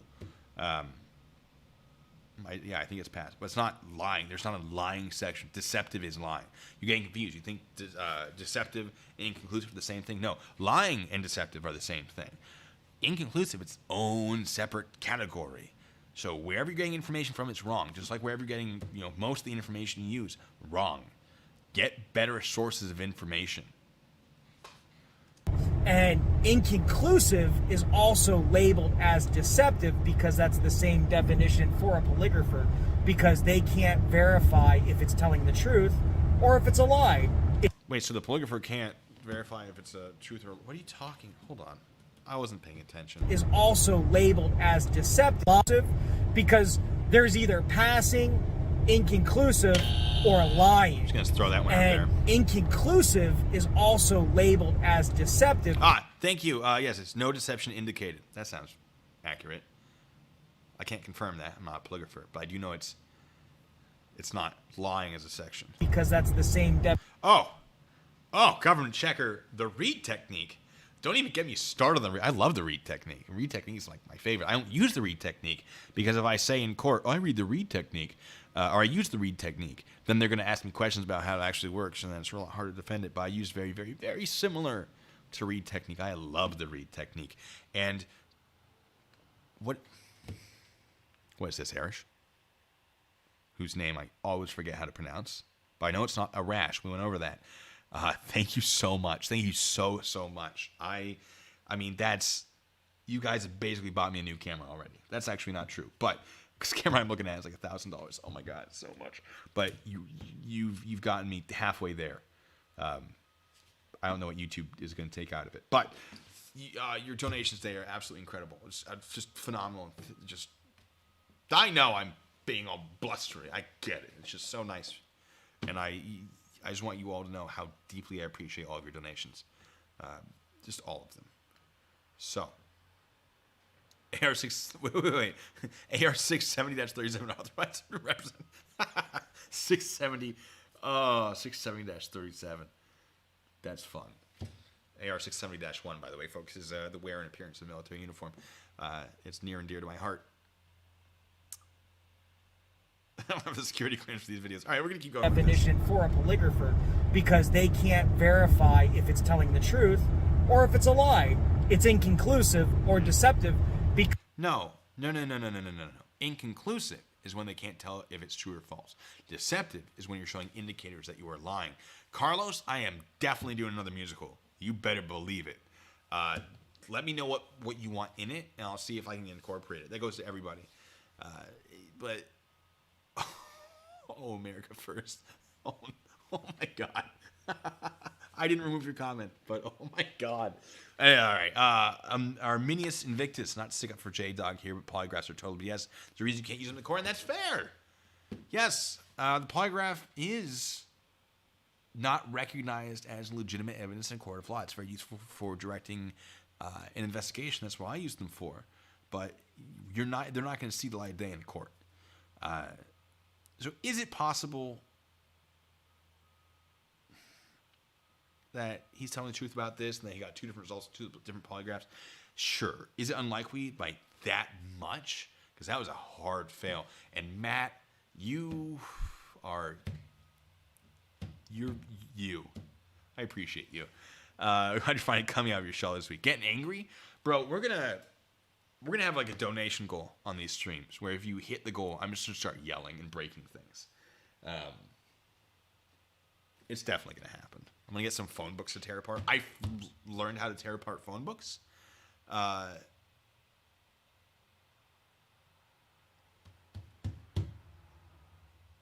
Erish, thank you. Oh my God, thank you. Wow. I'm blown away by you guys. I really am. I have the best viewers in the world. John, that is the first 37 transaction. You are all just phenomenal people, and I thank you so much. And you make everything about this, which I love doing, and I love interacting with you. You make everything about this easier. Just phenomenal, and thank you, all of you. Also, Jeremy Dewitt's GoFundMe. We're going to talk about that. Because there's no true answer. And more than likely, as you'll hear him say in the audio, he probably said it was inconclusive because most polygraphers will say it's inconclusive. Will they? That's usually because it is inconclusive. It's hard to get a solid... It's not hard, but it's... In my experience, most polygraphs are inconclusive. If someone's definitely telling the truth, great. If they're definitely lying, great. That's probably going to show. Not necessarily. But negative 37 is nowhere near inconclusive. But for Hollywood and... Oh, Rennie. I have to do the OC spray eating thing. Guys, if you don't know, back when my channel was itty bitty, I think when I hit like 500 subscribers or something like that. I did a video. It was for Halloween. Yeah, for Halloween. I did a video on the spookiest thing I ever encountered. It wasn't a great video. It was fun. Spookiest thing I ever encountered while on patrol. And I was on a military base in Germany. It was a former Nazi military base. And I was in the underground tunnels just snooping around looking for kids smoking dank-ass weed, right? I don't know. I was looking for people trespassing. And I'm looking down this long hallway. I see what I can only describe as a pile of pink. My eyes will not focus on it. My brain is not comprehending. So I start walking towards my flashlight, like, what is this? And all of a sudden, it just snaps into focus. It's a pile of faces. And I was just like, for like a second. And I realized these are CPR dummy masks. But like at night in like old Nazi underground tunnels.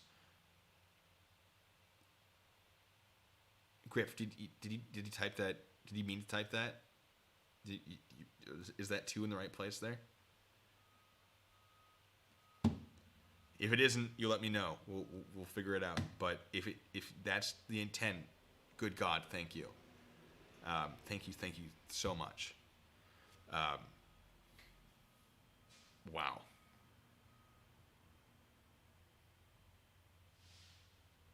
If that was a mistake, though, let me know.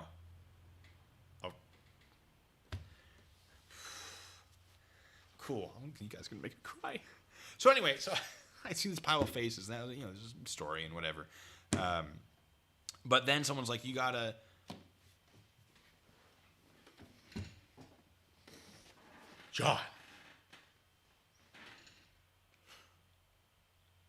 John, thank you. All of you, thank you. Wow. Don't bankrupt yourself for me. I'm not worth it. But thank you. So, after I made that video, I'm very distracted now. After I made that video, someone said you should do one for, a Thanksgiving story. I don't have any good Thanksgiving story. The only good Thanksgiving story I have is one of my buddies his wife was making a turkey, and she wrapped it in bacon to like seal in all the juices. And oh my God. But I wasn't able to go and eat that turkey because he got called. I wasn't on shift that day, but he got called to a suicide in a communications tower. And so his wife's like, well, now we're not going to eat the turkey. And I'm like at their house, like, let me in. I can smell it. That's not a great story. So instead I had a microwave Thanksgiving meal that I put OC spray on and ate that. So that could be a donation goal. Wow. Thank you, Carlos. Greatly appreciated. We could have donation goals. And JP, you stop that. You gotta say that for your own channel.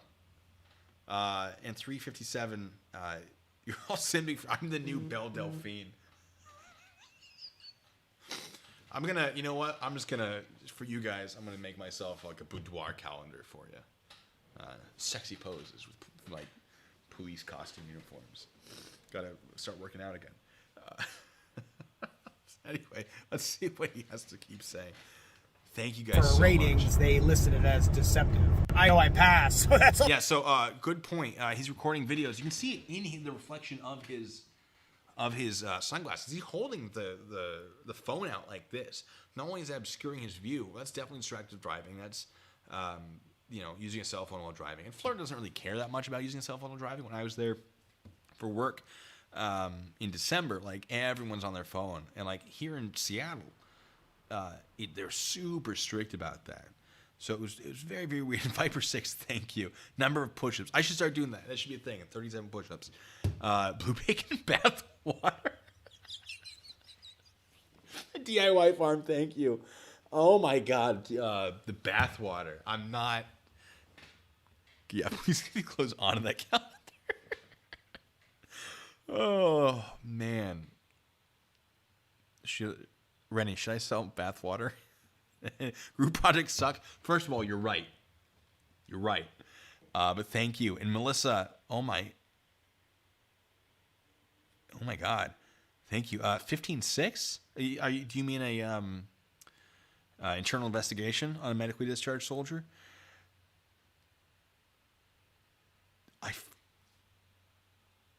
No? Question mark? Oh my God, I gotta. Got a little weepy over here. All that fucking matters at the end of the day. Damn delicious. Are you gonna drink my bath water? I'm not gonna stop you. You can do whatever you want if you buy it. All the haters that will talk all this shit that they want to talk after they see Dr. Phil can suck my and whoa! Whoa! Hey there, Jeremy. Whoa! Hey, let's calm down there for a second there. Oh, hey. Ooh. Let's bring it down again. Let's take it down a level. All right. Just shh. Your blood pressure. You talked about your blood pressure. We gotta keep it down. All right. We gotta bake cooking grease. Sell cooking grease instead of. I mean, that would be a more appropriate, technically. You know. Oh. Fuck themselves. Whoa, but at the end of the day, wait. Why do you believe one? All the haters that will talk all this shit that they want to talk after they see Dr. Phil can suck my and really? That gets bleeped, but not all the other ones? Hey, he's the one editing the video. That's fine. Go fuck themselves. But at the end of the day, Sarah, no, I can put as seen on TV stickers on whatever you sell. I could. I'm gonna get some. I'm gonna right there, as seen on TV, or somewhere. I don't know. That's happening. I like that. I know for a fact I passed that shit flying colors, and there was no misunderstanding that I've never misrepresented myself as a law enforcement officer on a funeral. Okay, there's just that new video from Real World Police where you admitted that you knew police thought you were police. That's fine. Or there's that time when you were drinking that, you were outside of Buffalo Wild Wings where you told a police officer that you were a police officer from Ovita or whatever. And Kathleen, thank you. No, hey. That's the fact that you're donating at all is excellent. And none of you need to donate. It's great. It's amazing to know that you guys care about the content like that. But don't think that I care less about you because you're not donating. But thank you for doing it. And Viper, actually, I have a rap that I was going to incorporate into the music video, or the new musical. That would be hilarious. Can I have 30-round magazines in Washington State? I don't actually know. I think so. I think in the municipalities like Seattle, they might limit it. Joe Cool. Hey, yes, you are. Thank you. Flying Colors, name of the parachute. And that's very clear because he'll even go over the answers that we gave, and he'll even go over the one question that's very clear. Do we know when he's actually going to appear before a judge? I think he might have had something today. I haven't checked out. I don't know. I'm waiting. I'm so excited to find out what's going to happen. I'm telling you. I never lied about representing myself as a law enforcement officer on a funeral escort. The rest of you Pretty sure that's can wrong. go fuck yourself with your boyfriend Vittler. 357. All right, you're right. You do what you want. A boyfriend Vittler. He hasn't even bought me a beer. He can't even be my friend. We've already established that. Man, somebody's a little mad. and his girlfriend, Ramsey. His girlfriend. Wow. Oh, look who's getting all offensive now. Okay. We're going to save that one. If you ever come after me with like, oh, he said mean things about me, I'm just going to be like, oh, remember that? Do I have a P box? I don't, but I'm thinking about getting one. Now that I'm Dr. Phil famous. Not really. No. It'd be fun. It'd be fun. Frank, thank you. Right? Like he goes from -37 to passing. A little sus. There's something weird going on there. Anyways, love you guys. Hope you enjoy it. He doesn't love me. I can assure you that. I hope I get more subscribers now. I'm a little talking shit now, being the... Here's the thing, though. All right. I mean, that's the end of the video. Obviously, blah, blah, blah. It's over. All right, cool. The thing with, like, we know he doesn't have the subscribers things. I'm almost certain he pays for them. And why? Because that seems like something he would do. First of all, that's just an opinion. And second, his GoFundMe, nobody's donating to that legit. Like, he had $5 for a week. Next court hearing is 4/21. Oh, it's so far away, group projects, but thank you for your donation. 4/21, too late to blaze it.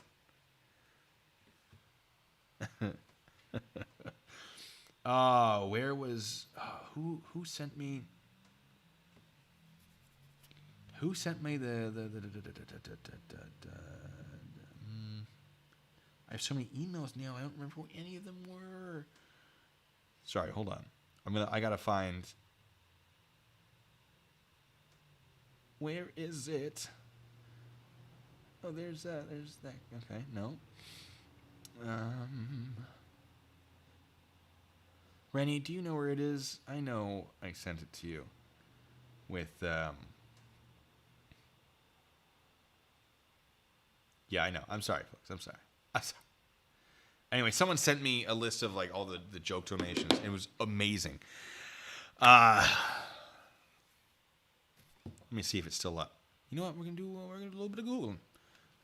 Jeremy Dewitt. Why is this not working? Jeremy Dewitt. GoFundMe. GoFundMe and free Jeremy Dewitt. Boom, boom, boom, boom, ba-da, ba-da. I'm looking for that list of funny donations for the GoFundMe. I almost found it. GoFundMe free. I was like almost in tears reading some of these.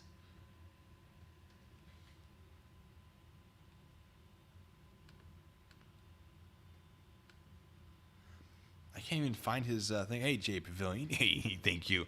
Yeah, so Jay Pavilion is the guy who makes the EDM music, the fun. Oh, I love it. Go listen to his stuff. Subscribe to him if you like it. Give him a thumbs up. He deserves the attention and the love. He's great. We have fun.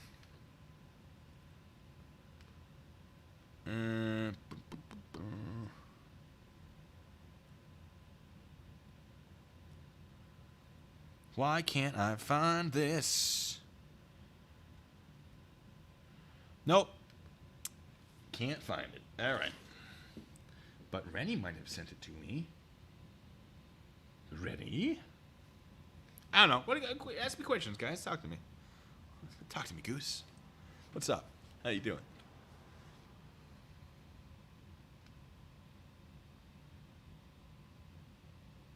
Oh, you send my email. Oh, look at you being all fancy. It's very cold in this garage here. Oh, okay. We're fine.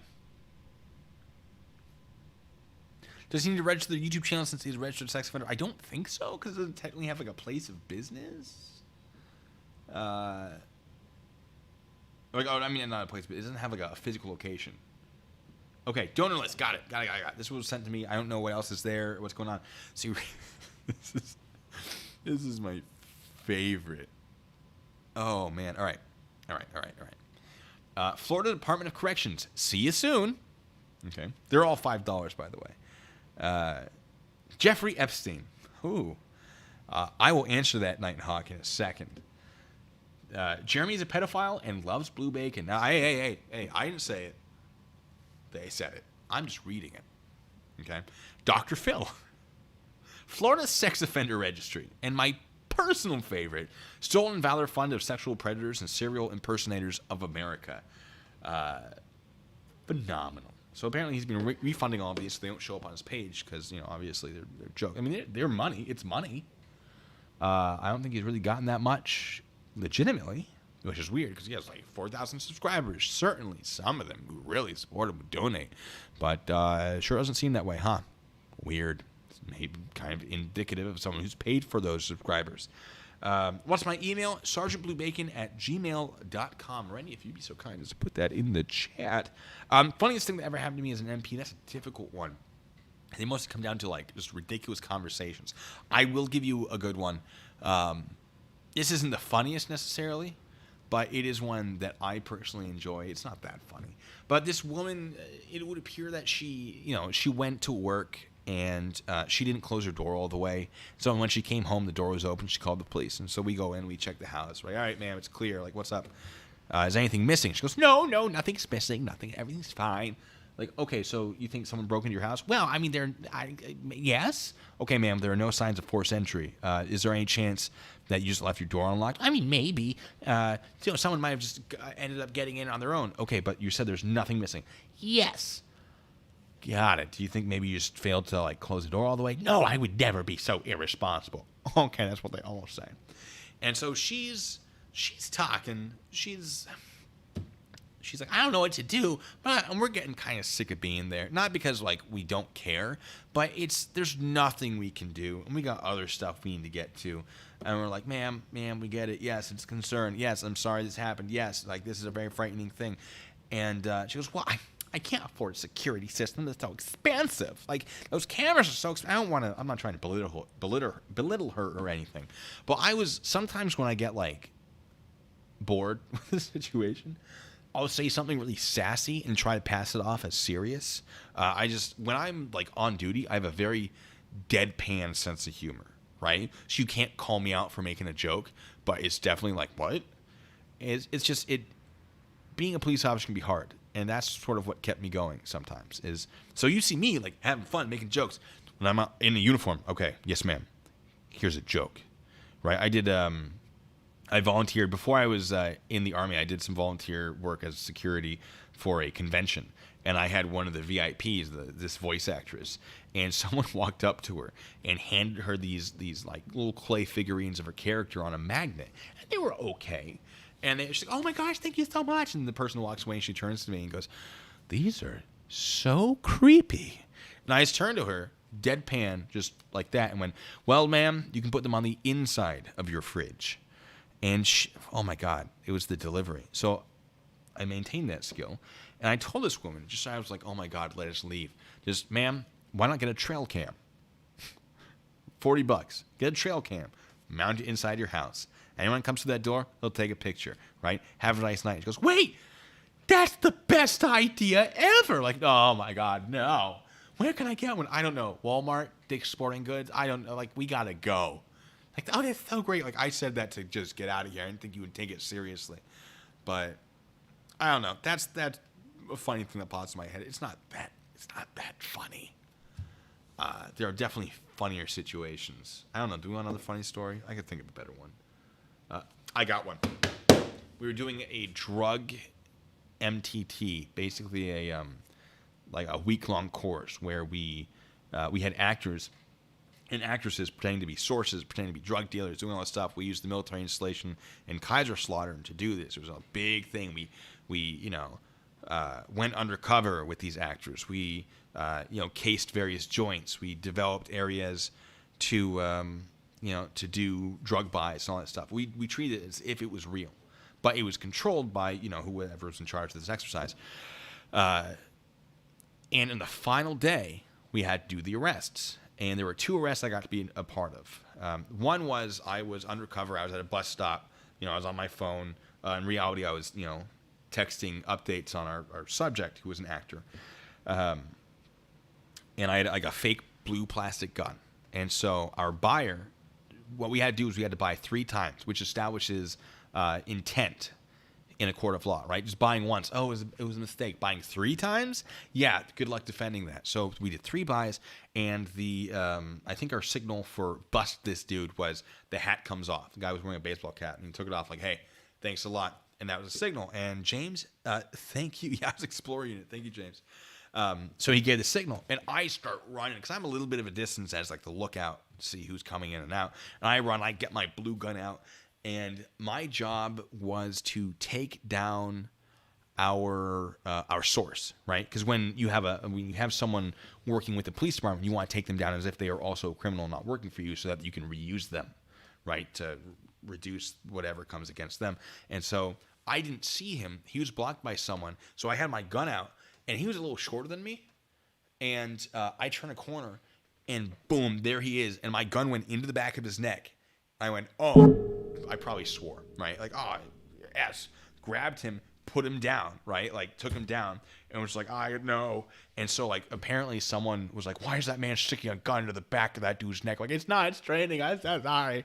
Some, like, major, probably a colonel comes out. He's like, I was getting a Subway sandwich in the line. Like, I couldn't get it because of your training. All the people who worked there were watching the windows for this, like, major drug bust that wasn't even real. It was a whole thing. So we did that, and that was fun because I was like, oh, and they like pulled me aside and like, why did you stick your gun in the back of the dude's head? I'm like, I didn't mean to. I didn't see him until he was right there. Whole thing. It was fine. It was just like, oh, okay, got it. It wasn't like you didn't think that was something you were supposed to do. Like, no, it just happened that way. The second one was we had a smaller drug bust, and the dude we used as the buyer, the buyer was one of our own soldiers, not one of the actors. We just borrowed him for that. And my job, again, was to take him down and arrest him as if he wasn't, as if he was a criminal not working for us. But the dude was a runner. Like, this dude ran, like, 5-minute miles. And so when we went after him, now, I'm a distance guy. I'm not a speed guy. I'll run distance. Speed is not my forte. He was just booking it and, like, running circles around. I was like, bro, stop. This is training. You're supposed to be on our side. Like, what are you doing? And he eventually let us grab him. And me and my partner took him down.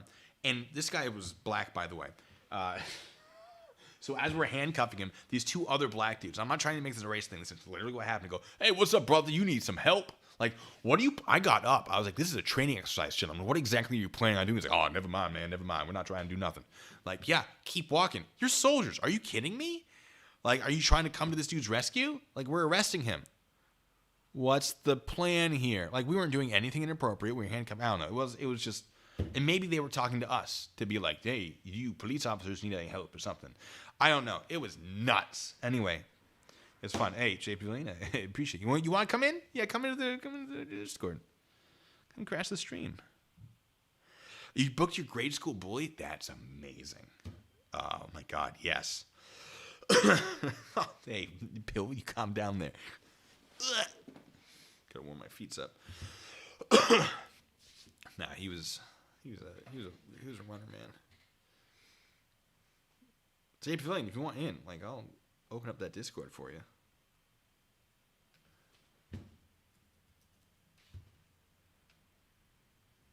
Freakiest case as an investigator.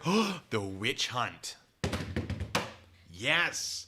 Do I think we'll get time? Yes, I think I'll definitely do time. But the witch hunt. So one of the other investigators in my office, I shared an office with 2 other people. It was a big room.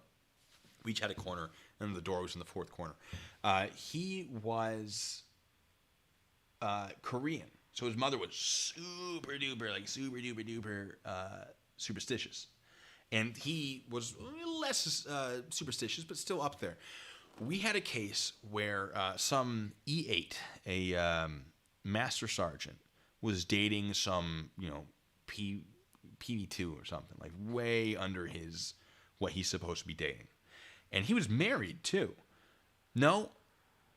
Yes, I think he was married. Was he married? He had his own house. By an E8, you would get your own house. He might not. We'll assume he's not married for his benefit. He was dating this girl, decided this is stupid, I shouldn't be dating you, broke up with her, started dating this other girl who I believe had a kid. Probably not relevant to the story. I'm just trying to remember it all in my head. I don't have this prepared or anything. she decided to practice some witchcraft. She caught a rabbit, or I assume a wild rabbit, killed it, and then used it to make a hex bag, which she broke into his house and hid under his couch, which his girlfriend found. And so we got her for trespassing, animal cruelty, and probably harassment or something. But her unit was making it very difficult for us to find her. And this Korean investigator was just freaking out the entire time. Like, I'm going to get cursed, man. So we're like, oh, you ready for the witch hunt? Like, we were just doing this. I got a book on witchcraft. I hid it in his desk just to freak him out. It was amazing. But it was really also, like, freaky. This girl was, like, killing animals and, like, putting their guts in a bag with herbs and stuff to try to, like, as a love spell. Like, oh, my God. There are freakier things than that, but that's what immediately comes to mind. Thank you, Pavilion. Opening this up so we can have a conversation. Yeah. Gonna be in the general voice channel. Rennie's already there. What's up? Hello? Rennie? Do you hear me?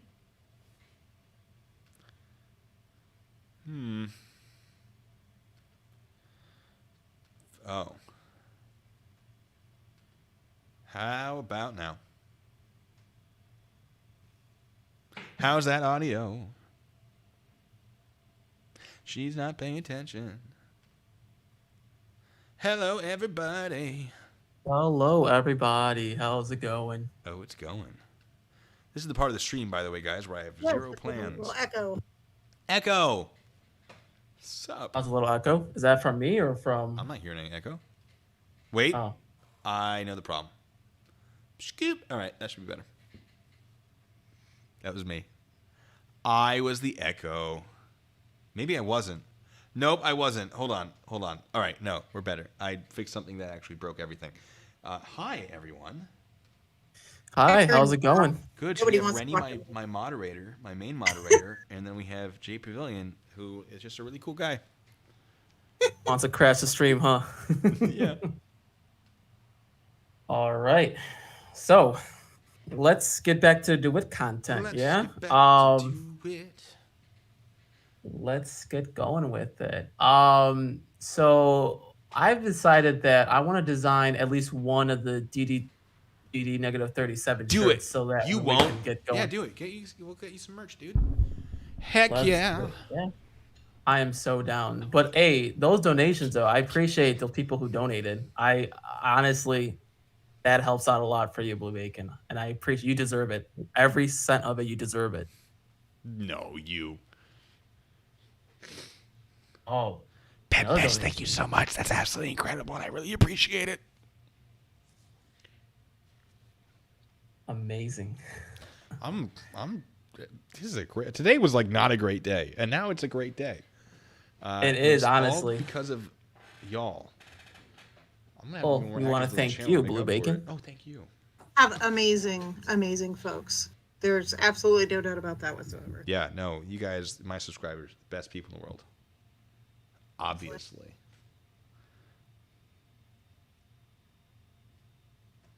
Anyway, tell me about your Dewitte shenanigans, JP.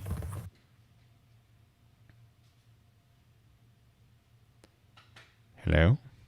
Yeah, I'm sorry. What was that? Oh, what's anything new coming up the pipe? With Okay, that's what I wanted to discuss about. I've had a Yes. phone call with Jeremy Dewitte. tell us supposedly. about it. So it didn't go as planned.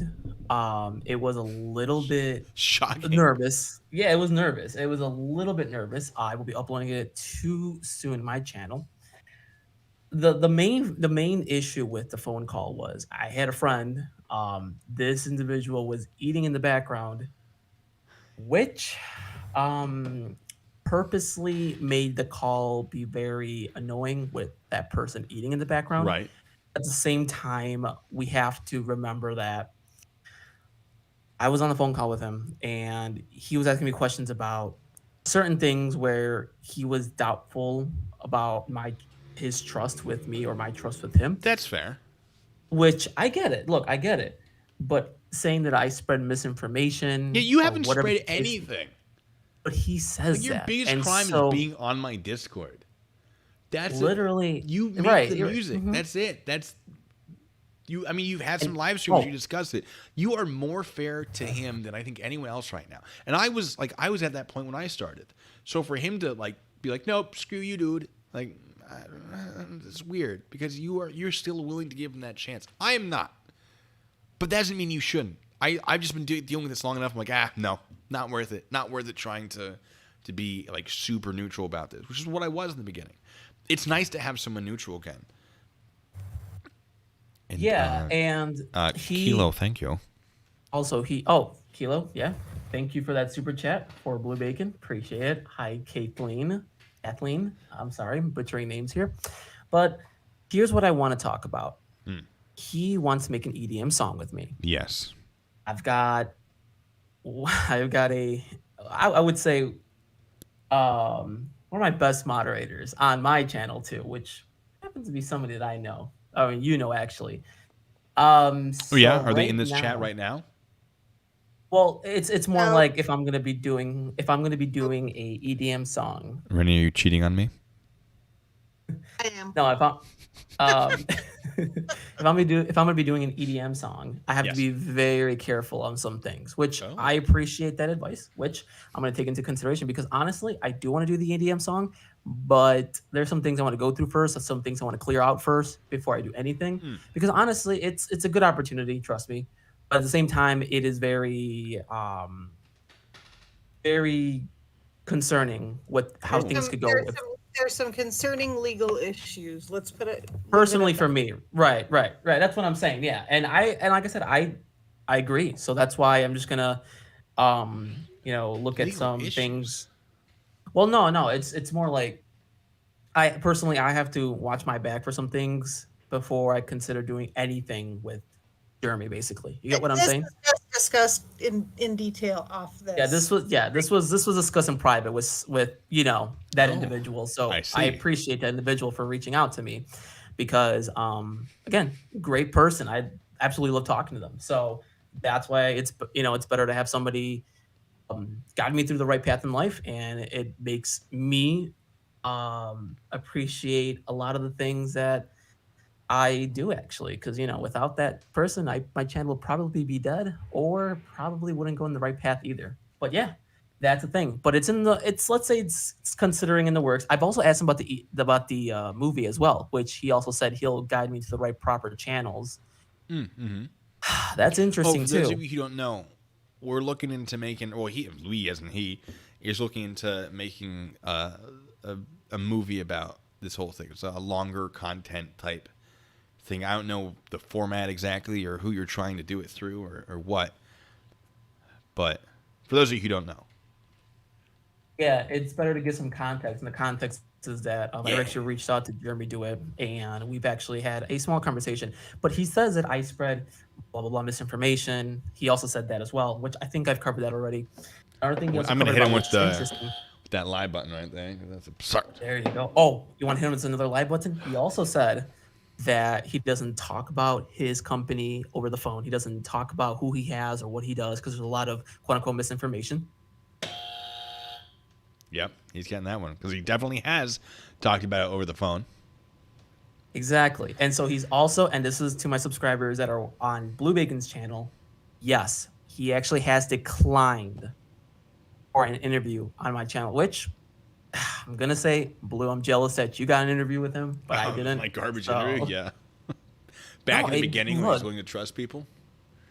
I don't think it was garbage. I think you having the opportunity to actually speak to him, having the I mean, opportunity it was to at nice. least It helped. it was wonderful. And I think honestly, a lot of people would say, "What was Blue Bacon and the Dr. Phil show for?" Well, it's like you're an MP, right? We're an MP, right? And Yes. so I feel like that actually helps out a lot of the stuff that you do on his channel, and the fact that hey, if you tell Jeremy some things, he should pretty much thank you for it because like that is one of the things he can learn to listen to you and improve his company, which I don't know if he did or not, but I don't know if he took your advice, Blue. No, we know he But- did not. No, He pretended to care and then never implemented any of it. Correct. And APR did, which was great. APR. And Yeah, then APR Jeremy hates me came- though. That's a different story. Yeah. APR and I go back and forth about whether or not he likes me. Well, the thing is, he copyrighted my video, which I could at least admit I probably didn't use it in the right way. Okay. I didn't do enough commentary on it, which is fair, I will say. But at the same time, I feel like I think what he's done, he should have at least talked to me on that back end. I would have taken that video probably down. would have been like I'd rather contact someone. I've been asked to do my Dr. Phil voice, so I might just do the rest of our conversations, Dr. Phil. By the way. Oh, speaking of which, I'm Speaking not of- sure. I would love to be on a Dr. Phil show just for fun. I have to tell you that I can't deal with the internet backlash, so we're never gonna talk about Jeremy Dewitt again. I tell you what. No, I don't. that was a good I impression. wouldn't. but yeah. It was all right. It's all right. I've only met the man, so. Whoa, let's calm down. No, he. I'm looking for words. I don't think he's gonna. Maybe he'll come back to this. I don't know. At the end, I don't have a way of getting people on Dr. Phil. Unfortunately, I don't think I'll ever end up back on Dr. Phil either. But Why do you say that though? well, I mean, there's really no reason to have me. The only reason I was relevant was for this specific topic. I'd love to be like a recurring, like, oh yes, let me weigh in expertise. But no, my only relevance is Jeremy, and I don't know if Dr. Phil would ever return to Jeremy. And I feel like if he returns to Jeremy, it's going to be after the case is closed, at which point he's going to try to get like Sergeant Fiddler, right? Like these big names who are involved. Right. So, like, do I really have a place there? Probably not. And I'm okay with that. I understand that. Like, Jeremy's like, oh, yeah, Blue Bake was only there for a second. It wasn't about him. Of course it wasn't about me. It was about you, Jeremy, and it went really poorly for you. I was just there to take up space on the stage or something. Like, I never had any thoughts about... I didn't expect it to be about me at any point. Jeremy is very much this is about me at all times kind of person, so I think he expects other people to feel the same way. No, I was just happy to be there. I was like, if I don't even say anything, I'm still on stage.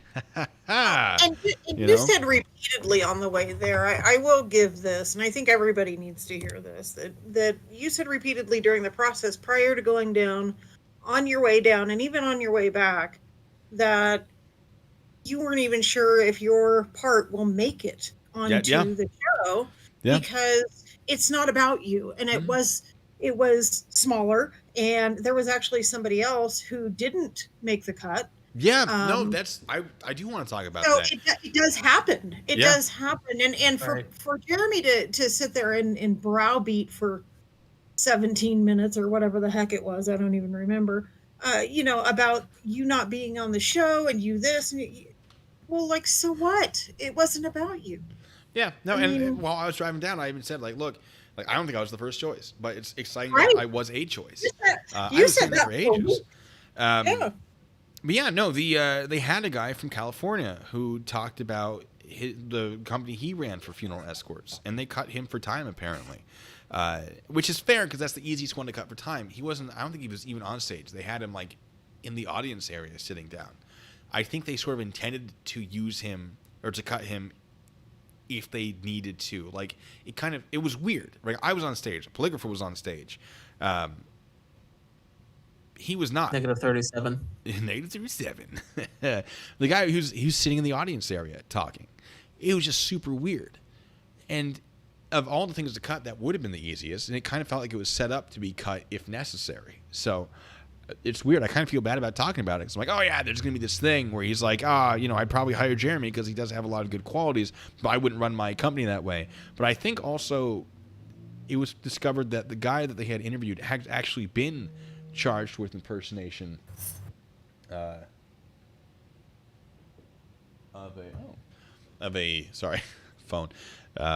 a police officer. Maybe Police that's one of the impersonation, reasons why yeah. they cut it, because like, oh, now that discredits the whole thing. It's going to make him look bad. He's going to be exposed to the kind of stuff Jeremy's been exposed to.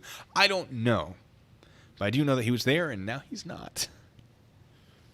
Psychologically, when you're running a funeral escort, I think one of the things, what you have to do when escorting people to a funeral procession is somewhat redirect traffic.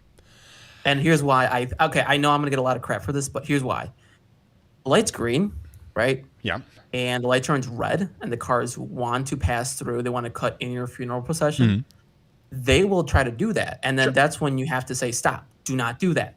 But that's a great line there, because I will say, when you're telling people to do something, right? You're telling the drivers, random citizens in the street, to go left or go right. That is considering in all manner redirecting traffic. And I think what Jeremy probably thought was, okay, if I just tell him to yield, right, which is kind of bogus to say, because I know it's what I'm saying is probably bullcrap, but here's the reason why I'm saying it, is because if you're telling just somebody to stop because you're trying to, like, you know, you're trying to go in straight and direct, like if you're trying to go straight, like let's say you're going straight in traffic, right, and you're trying to just get through the intersection. It's like, well, you got to let that funeral procession go. And so that's why Jeremy thinks, okay, in the Florida statute, that funeral procession has a right of way, if that makes sense. And that's why they have to stop. And if they don't, well, I can just tell them stop because that's the law. Yeah. But you can't redirect traffic left or right. Oh, that's what I'm saying. Telling someone to stop, like, hey, stop. This is a funeral procession. Stop. Do not enter. Like, yield to us. Stop. Totally cool with that. Saying, hey, you need to make a right turn there. Hey, you need to just keep going. You stop. You do this. Like, that's totally too far. Absolutely too far.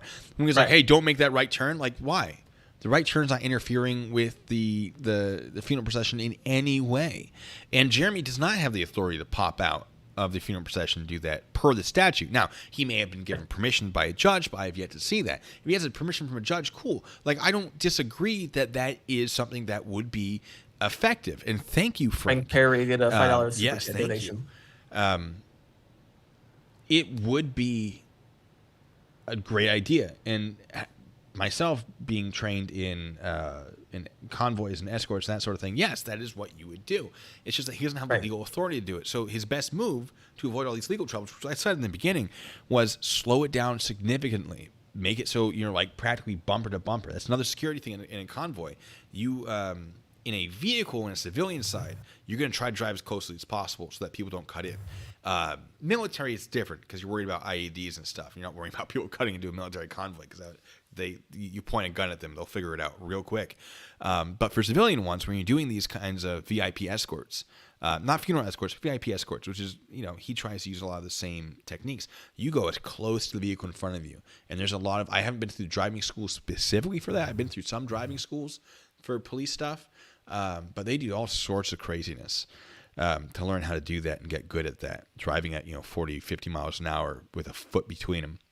But he can't do that. He can't expect the people in the procession to do that. So slow it down to 20 miles an hour and just do that. But here's another personal thought I had. When I was driving down the road, there was a funeral procession still going after the light was red. I immediately thought the funeral procession was over, right? Yeah. It turns out they were going fast enough where I'm going through that intersection, and then the opposite side of traffic, or basically my left side, if you want to say it makes it easier, was still in that funeral procession. They were just lagging behind. So I almost slam into that. I almost slam into that person. Speed of the front vehicle in that case, and especially. And you know what, Jeremy, Blue? I feel like opening up a funeral escort company. Let's do it, man. Let's do it. I'll be your legal whatever. First, I need to go to school to become a police officer, That's just fair. in case. Look, yeah. If Jeremy can get away with it and do it for 10 years, like, how hard can it be? Well, see, I have a question. Go on. It's Sarah, by the way, Sarah Marie. Hello. Sarah. Hello. If he wasn't taking up the second lane, like he's not supposed to be, like how he's always sort of out taking up an extra lane, and making people sort of blocking it out. And if he was sort of staying as the train and like at the front and at the back, like would he would have a lot less issues with people being annoyed with him, though, right? Well, I mean, because you look at some of the vehicles where he's yelling at the drivers, is they're in the lane that he's taking up that he doesn't have, right? Like, that's not his lane. so that's what I've noticed. Like all of these big fights and stuff he has are all where he's in this second lane, which he is commandeered. Yeah, and he doesn't have the legal authority to take in- that lane.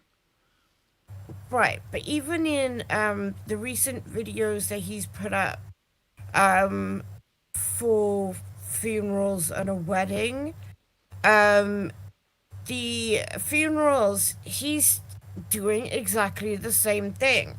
And then, stupidly, he's put a video of him or somebody in his company sort of escorting the limo to his brother's wedding. Yeah, see, when he has no authority to do that. Exactly. Correct. That's a problem. Yep. That's It's he so doesn't have the dumb. authority. I don't know what he's thinking. So dumb. And we have video of him, working as security for motorcycle charity rides. He advertised that he does these charity rides on his website.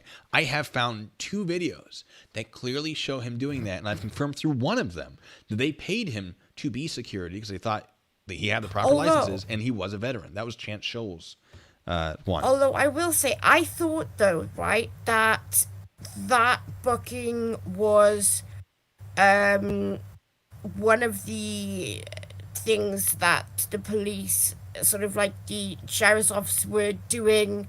Like they were monitoring him and they were doing it sort of like as a part of the investigation. So they were watching the whole time. Mm-hmm. Because there's a video of them making that call and making that initial booking with him. Have you seen that? I'm sure I've seen it. Robert, thank you. Thank you so much. I've probably seen it. Yeah, There's so there's many a videos video, there. though. Hold on.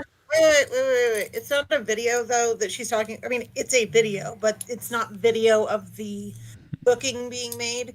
It is a video where you hear the audio of them booking, and yes, you have seen No.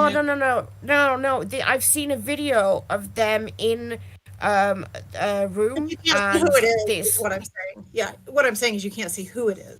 So we don't know what agency necessarily, whatever. That's the one where he says that he gets called out because his MOS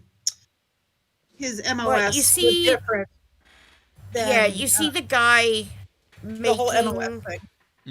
Yeah, you see the guy from the whoever he is making that call, and I'm almost sure that it's Ramsey he's with. In the room, still in the same room, and they're all making that. I will try and find it so you can see. I appreciate that, yeah. But I'm almost sure that I was part of the investigation, and that was sort of like not a trap necessarily, but part of what they were watching to see if he would actually take the bait, so to speak. And of course he did. And he was saying, well, they were all U.S. Marshals, and they said that we would sort it out, and it was fine. Yeah, the U.S. Marshal is probably Chance Scholl, who has absolutely no authority to tell him, like, oh, yeah, no, like, do this way.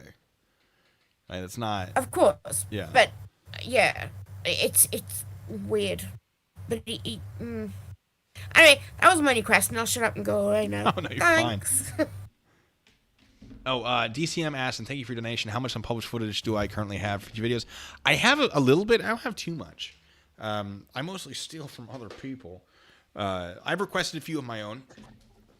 And don't mind my leg there. I should probably request some FYI requests of Jeremy soon because I'm currently not doing it right now, and I should be getting back to that. Yeah. Oh, by the way, We all Blue. needed a Dr. Phil break, is what it was. That's it. Yeah. Blue, I got a microphone set up that I can tell you which one to buy if you want to be like Seth Rogen status, basically. I am not buying him another microphone. Yeah, Rennie bought me No. this one. Rennie, I owe you. We're gonna buy you that. No, Kobe but stick. I'm saying That's like a nice mic. He needs to stop avoiding talking into Look, it. I'm right here. So what are we talking about? I'm right in this microphone. What's up, girl? see, I bought Limited a whisper of sweet nothings in the ear. You ready? You ready for the sweet nothings? Splenda. for 0 my- calories sweetener. Yeah, girl. What's up? for my 20 viewers that are on my or more than 20 viewers, I bought like $1,000 microphone setup, and I'm like, wait a minute, this is too big for my desk, and I decided to return it because I was like, kind of not needed. Yeah, he needs a camera before he needs anything else. Yes, and thanks to all of everyone's incredibly generous. Oh my God. I would get like a Canon or a Nikon if you want to do the live streams for 4K quality. See, I've been looking at the Lumix GH9. I have a GH4. I'm using the GH2 right now. That's that's why. Yeah, that's why. I mean, it's good. It's a fine camera. It's fine. It's just not incredible. Sorry, weird lighting thing. Where you should buy the buzzer button? Where did I get it? Yeah, I found it on Amazon. I just looked up buzzer button, and this popped up. It was great. Oh, okay. Oh, it's so good. Oh yeah, Amazon. I get most of my stuff on Amazon. Hey, TX Packet, can you drop the PayPal link? Oh yeah, as if I somebody's John Bordnuk. I don't know how to say his name. Is requesting the link. Wait. That's why. Oh, okay, never mind. I knew a guy who had a very similar last name. I thought you were him for a second. And YouTube only allows a maximum 500. Oh, John's John, what are you trying to do? Whoa. Should I be worried? What services are you paying for, John? I'm kidding. Honestly, if I could probably get enough money above my own personal money, I'll probably open up a funeral escort. I say I want in. I want in. Well, yeah, come to the Midwest, and we can get that started. I'll help you. I'll review the laws for you. We'll check it out. Honestly, yeah, I just need to be peace certified. You know, I've saved lives. No, I'm just kidding. I'm not peace certified yet. J Pavilion Funeral Services. No, it's actually called Metro State Midwest Services. Midwest State. Metro Midwest. Or just do Metro State. Metro State. I could do Metro State. Yeah, it's not copyright infringement. Department. It's not. You know, I've been thinking about taking the copyright for it, just cause. It would be better if I even took over the Florida Metro State, real Metro State. J Pavilion, what is your channel? Inquiring minds want to know. Really? It's J Pavilion. Here, hey, I'm gonna John, drop you my son of a gun. I appreciate you so much. -37. I love that. Can you imagine if you could type in negative and just take away the donation money? Like, haha, this is mine now. Anyway, that's just a fun thought. Obviously, that would not happen. Yeah. Oh. But what's interesting is that how Jeremy would censor the suck my D part, right? But he would not censor out any of the F words. Like, bro, what's why? A lot of questions about that. That's what I want to know. And his editing sucks. Honestly, I honestly think that he had someone to make first few videos, and thank you, Raymond. It's their comprehensive list of the charges cases he's facing. I've just been using the Orange County website, Orange County criminal case search. You just Google that, Orange County, Florida criminal case search, and most of the stuff pops up. Then he has a couple other and a few other counties. Okay, I sent TX Packet the link to my channel if she wants to put that. Yeah. Yeah, your news should be -37. It's not deception. Wait, what was I saying? I'm sorry. I was saying something and I completely forgot. I got derailed. Thank you, Simply Splashy, for subbing to me. Okay. Can I just add something? Yes, go on. On Jeremy's video where it bleeped out, "You can suck my dick." Whoa, language. When the video... that out here. I'm kidding, by the way. Yes, because we're all so offended by that. On the initial, when it first went up, it wasn't bleeped out. And then apparently now it is. Interesting. So I don't know why. Maybe it was like when they sort of tell you they're gonna make it. Oh yeah, like it's demonetized because of unmonetized, and they tell you like to it's got adult content. if he didn't mark it as adult content and then that kind of language was in it, the algorithm will pick it up and kick it out because it's got that kind of language in it. So Yeah, but it's like Oh, go ahead. you Go can ahead. you can't say dick, but you can say fuck like 3 times. Yes. It's weird, so right? dumb. It's The algorithm is just a bizarre thing.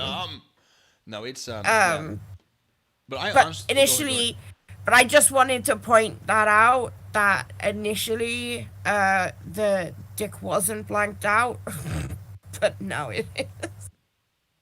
It's now an invisible dick. Yes.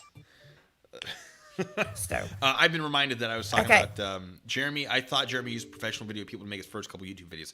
Not necessarily like a full-on firm or anything, but I think he did pay someone to be like, hey, let's make a couple videos. And then it got expensive because it gets expensive. And he went, I know how it works now. I know the formula. I'm just going to do it. Because after the first 3, like the video quality declined in like the content he was making. It kept the similar intro. It kept the music. It did all that. But then like the middle bit is absolute trash. And it feels very much like he went, I could just do that. That's not all you're doing. And instead of getting like the extra B-roll footage and having it, the content actually, you know, mean anything or be interesting. The first couple was like, oh, he's actually putting together some good stuff. It's changed. I think that whoever he paid, he's not paying anymore. Oh, and by the way, you know what's even funny? Metro State has basically passed me up subscribers. He has 4,270 If subscribers. you bought your subscribers, you could surpass him too. I'm not saying he bought them. Well, I don't know if he bought them. Let's look up how much it costs to buy subscribers. I don't think he bought them. I don't think he bought them. Such I think a low people's amount. So I think some of the comments he paid for, a lot of them are very generic. Okay, we could say that's right. And I think some people subscribe so they see his stuff. Right, I think that's what it is. Yeah, because a lot of people were commenting on my video saying your channel's irrelevant, and I'm like, oh, okay. Yeah, like I think he's paying some people to come over to mine. Yeah, because all when my you- comments on YouTube are you're irrelevant, your channel sucks. Metro State blows his channel away. I mean, it's just a bunch of hate on my channel now at this point. Yeah. So it's crazy. Yeah, I thought when you buy the members subscritions, they tend to come in 5,000s and 10,000s. Well, I thought they're not actually that expensive. I'm seeing 1,000 for $225 off this one site. Yeah, you Right. can buy it. you can buy them down to 100. Yeah, I'm seeing So- 20, 50, 100, okay. 200, 300, 400, 500, 1,000. I assume, let's see what this one does. And then you can buy views up to, which is 5,000. But like, what's the point of doing all That that? is Make yourself look. So if you so dumb. if you have people looking at your stuff, subscribing, viewing, whatever, it will attract other people who you're not paying. Because they'll go, oh, other people watching this, I should as well. I've seen content that had like 100 views that was really, really good. Just no one paid attention because no one else was looking at it, so why should they? There's this channel I loved, and they had this these videos. It was the Drunken Debrief. It was basically like drunk history, but military stories. Absolutely incredible. Look up Drunken Debrief. Phenomenal. They did not get many views. They did not get as many views as they should have. Their stuff was amazing. Their quality, amazing. I assume whoever owns Drunken History stepped in and says, too similar to ours, stop it. But they had huge potential, and they just died. I think they just didn't market themselves. And that's the kind of thing you would buy subscribers for, is to get, so you can instantly get sort of a leg up. I've never done it. If I did, I would. Yeah, let's but go. if you're caught buying subscribers, that's will death for a channel right there. Yeah, so it's pointless. Yeah. Although, admittedly, once upon a time, I found a channel that had very few subscribers with very decent quality, and now here we are, 6.7 subscribers, and he's been on Dr. Phil. Oh, stop it, you! Hey now. Look where we are now. Wisacre wants to know, so what are the 5 things Dr. Phil wouldn't actually let me say? I couldn't talk about Jeremy's sexual offenses, his convictions of police impersonation in the past. I couldn't talk about anything that he was not currently being investigated for. I could not talk about his claims of military service. Basically, that's what I was prohibited per what I signed. I'm sure Dr. Phil would have loved to talk about it, but we assume Amir stepped in and said, no, that will not come up. Or we walk and we file a lawsuit. He did kind of talk about the military service sort of badge thing, though. Talking about the what? The military. Oh yeah, no. I was like waiting to walk on. There was a backstage, like a roomish kind of area with like seats, and then they brought me into like this folding chair, like ready to step on, and that was my introduction. And I was sitting there like, no, I can't. So when I went on stage, I was like, I'm gonna play it real cool. I'm gonna be real careful, and so I didn't volunteer like extra information. And I'm sure I could have talked longer, but I said my piece. But that intro was like, I got a uh-oh. And I can only assume that whoever was talking to Dr. Phil through his earpiece was like, nope, wrong, stop, wrong, nope, can't do it. Because he never retouched that topic. Like, next thing he talked about was just, it's badge heavy. He never brought up that military stuff again. So I think someone's like, no. And then I played. It was such an epic introduction. Oh my God, wasn't it? Oh, and I was standing there watching it. They actually they cut some of the stuff I said out and put more stuff into my intro. So my intro, like they film, they ask you a bunch of questions and they say like, we're going to take your answers and we're going to put it together in something like cool, right? Like, yeah, great. I filmed a bunch of stuff for them. They're like walking, show you walking towards the camera, away from the camera. Like I went in downtown Seattle with this great skyline. I don't think they used any of that footage. It was great footage. I had different walks. I'm like, here's one of me bebopping around. Here's one of me super serious. It was great. But the grumpy one with my big shiny badge was my. Oh, you like that? I did favorite. that. I did that. Yeah. Because I'm like, they're gonna think it's hilarious, and I did that, and they messaged me like, oh my God, that badge thing. I'm like, I knew you'd like it. And they're like, we did. Thank you so much. Like, we're going to use that. And of course, the musical. Oh my God. They were so excited. They're like, hey, can we I use your love video? And I was like, yeah, you want the musical? And they were so excited to find out that they were allowed to use it. But go on. No, I just love that clearly, Jeremy, it's kind of living rent-free in his head that you made a musical about it. So that's amusing to me. Yeah, he even brought it out. Like, Amir's like, so when's the next musical? And I can only assume that Jeremy brought the musical up to Amir and said, can we sue him over this? I absolutely fully expected him to do that, which is why I said, and by the way, this isn't slander. All of this is true in the musical. Because I was like, haha. And I had that bit with where I dressed up in a gray suit to pretend to be Amir. So I'm like, I'm on a real like razor's edge on this one. But they haven't come after me yet. So I'm doing a second one. It's going to be great. Oh, dear. Indeed. Okay. Anyway, I'm done. I'll leave you alone now. I wanted to say that, do you know how much it bothers me that I can't even open up a funeral escort right now until I get the Ford Police Interceptor, until I get the lights on there. It gives you time to figure it out. You got to register your business first. Don't pull a Jeremy and fail to register everything properly. Do it correct. Hey, make sure you dish out the payroll taxes. Oh no, I'm gonna be the only one. I don't think I need other officers. You get what I'm saying? Yeah. And then I'll probably do that. And I'm gonna so and I think where I live, it's only white lights. I think I could do only white lights. So it's probably 2 in the grill, and then 2 in the back, and then 2 on the sides. Yeah. So I think that's enough I can do. Check with your local what's allowed for your vehicle, because they'll have instructions on that, or they should. I think, I have to look into that, because honestly, I've seen like already 2 funeral processions already happening, and I'm like, Jesus, I just want to get on there and just like escort these people to the graves and stuff like that, because it's kind of a good moneymaker. I mean, it's easy money. Like, it's great, and what Jeremy's doing with Metro State is great, but he can't be ruining that company to the ground. Yeah.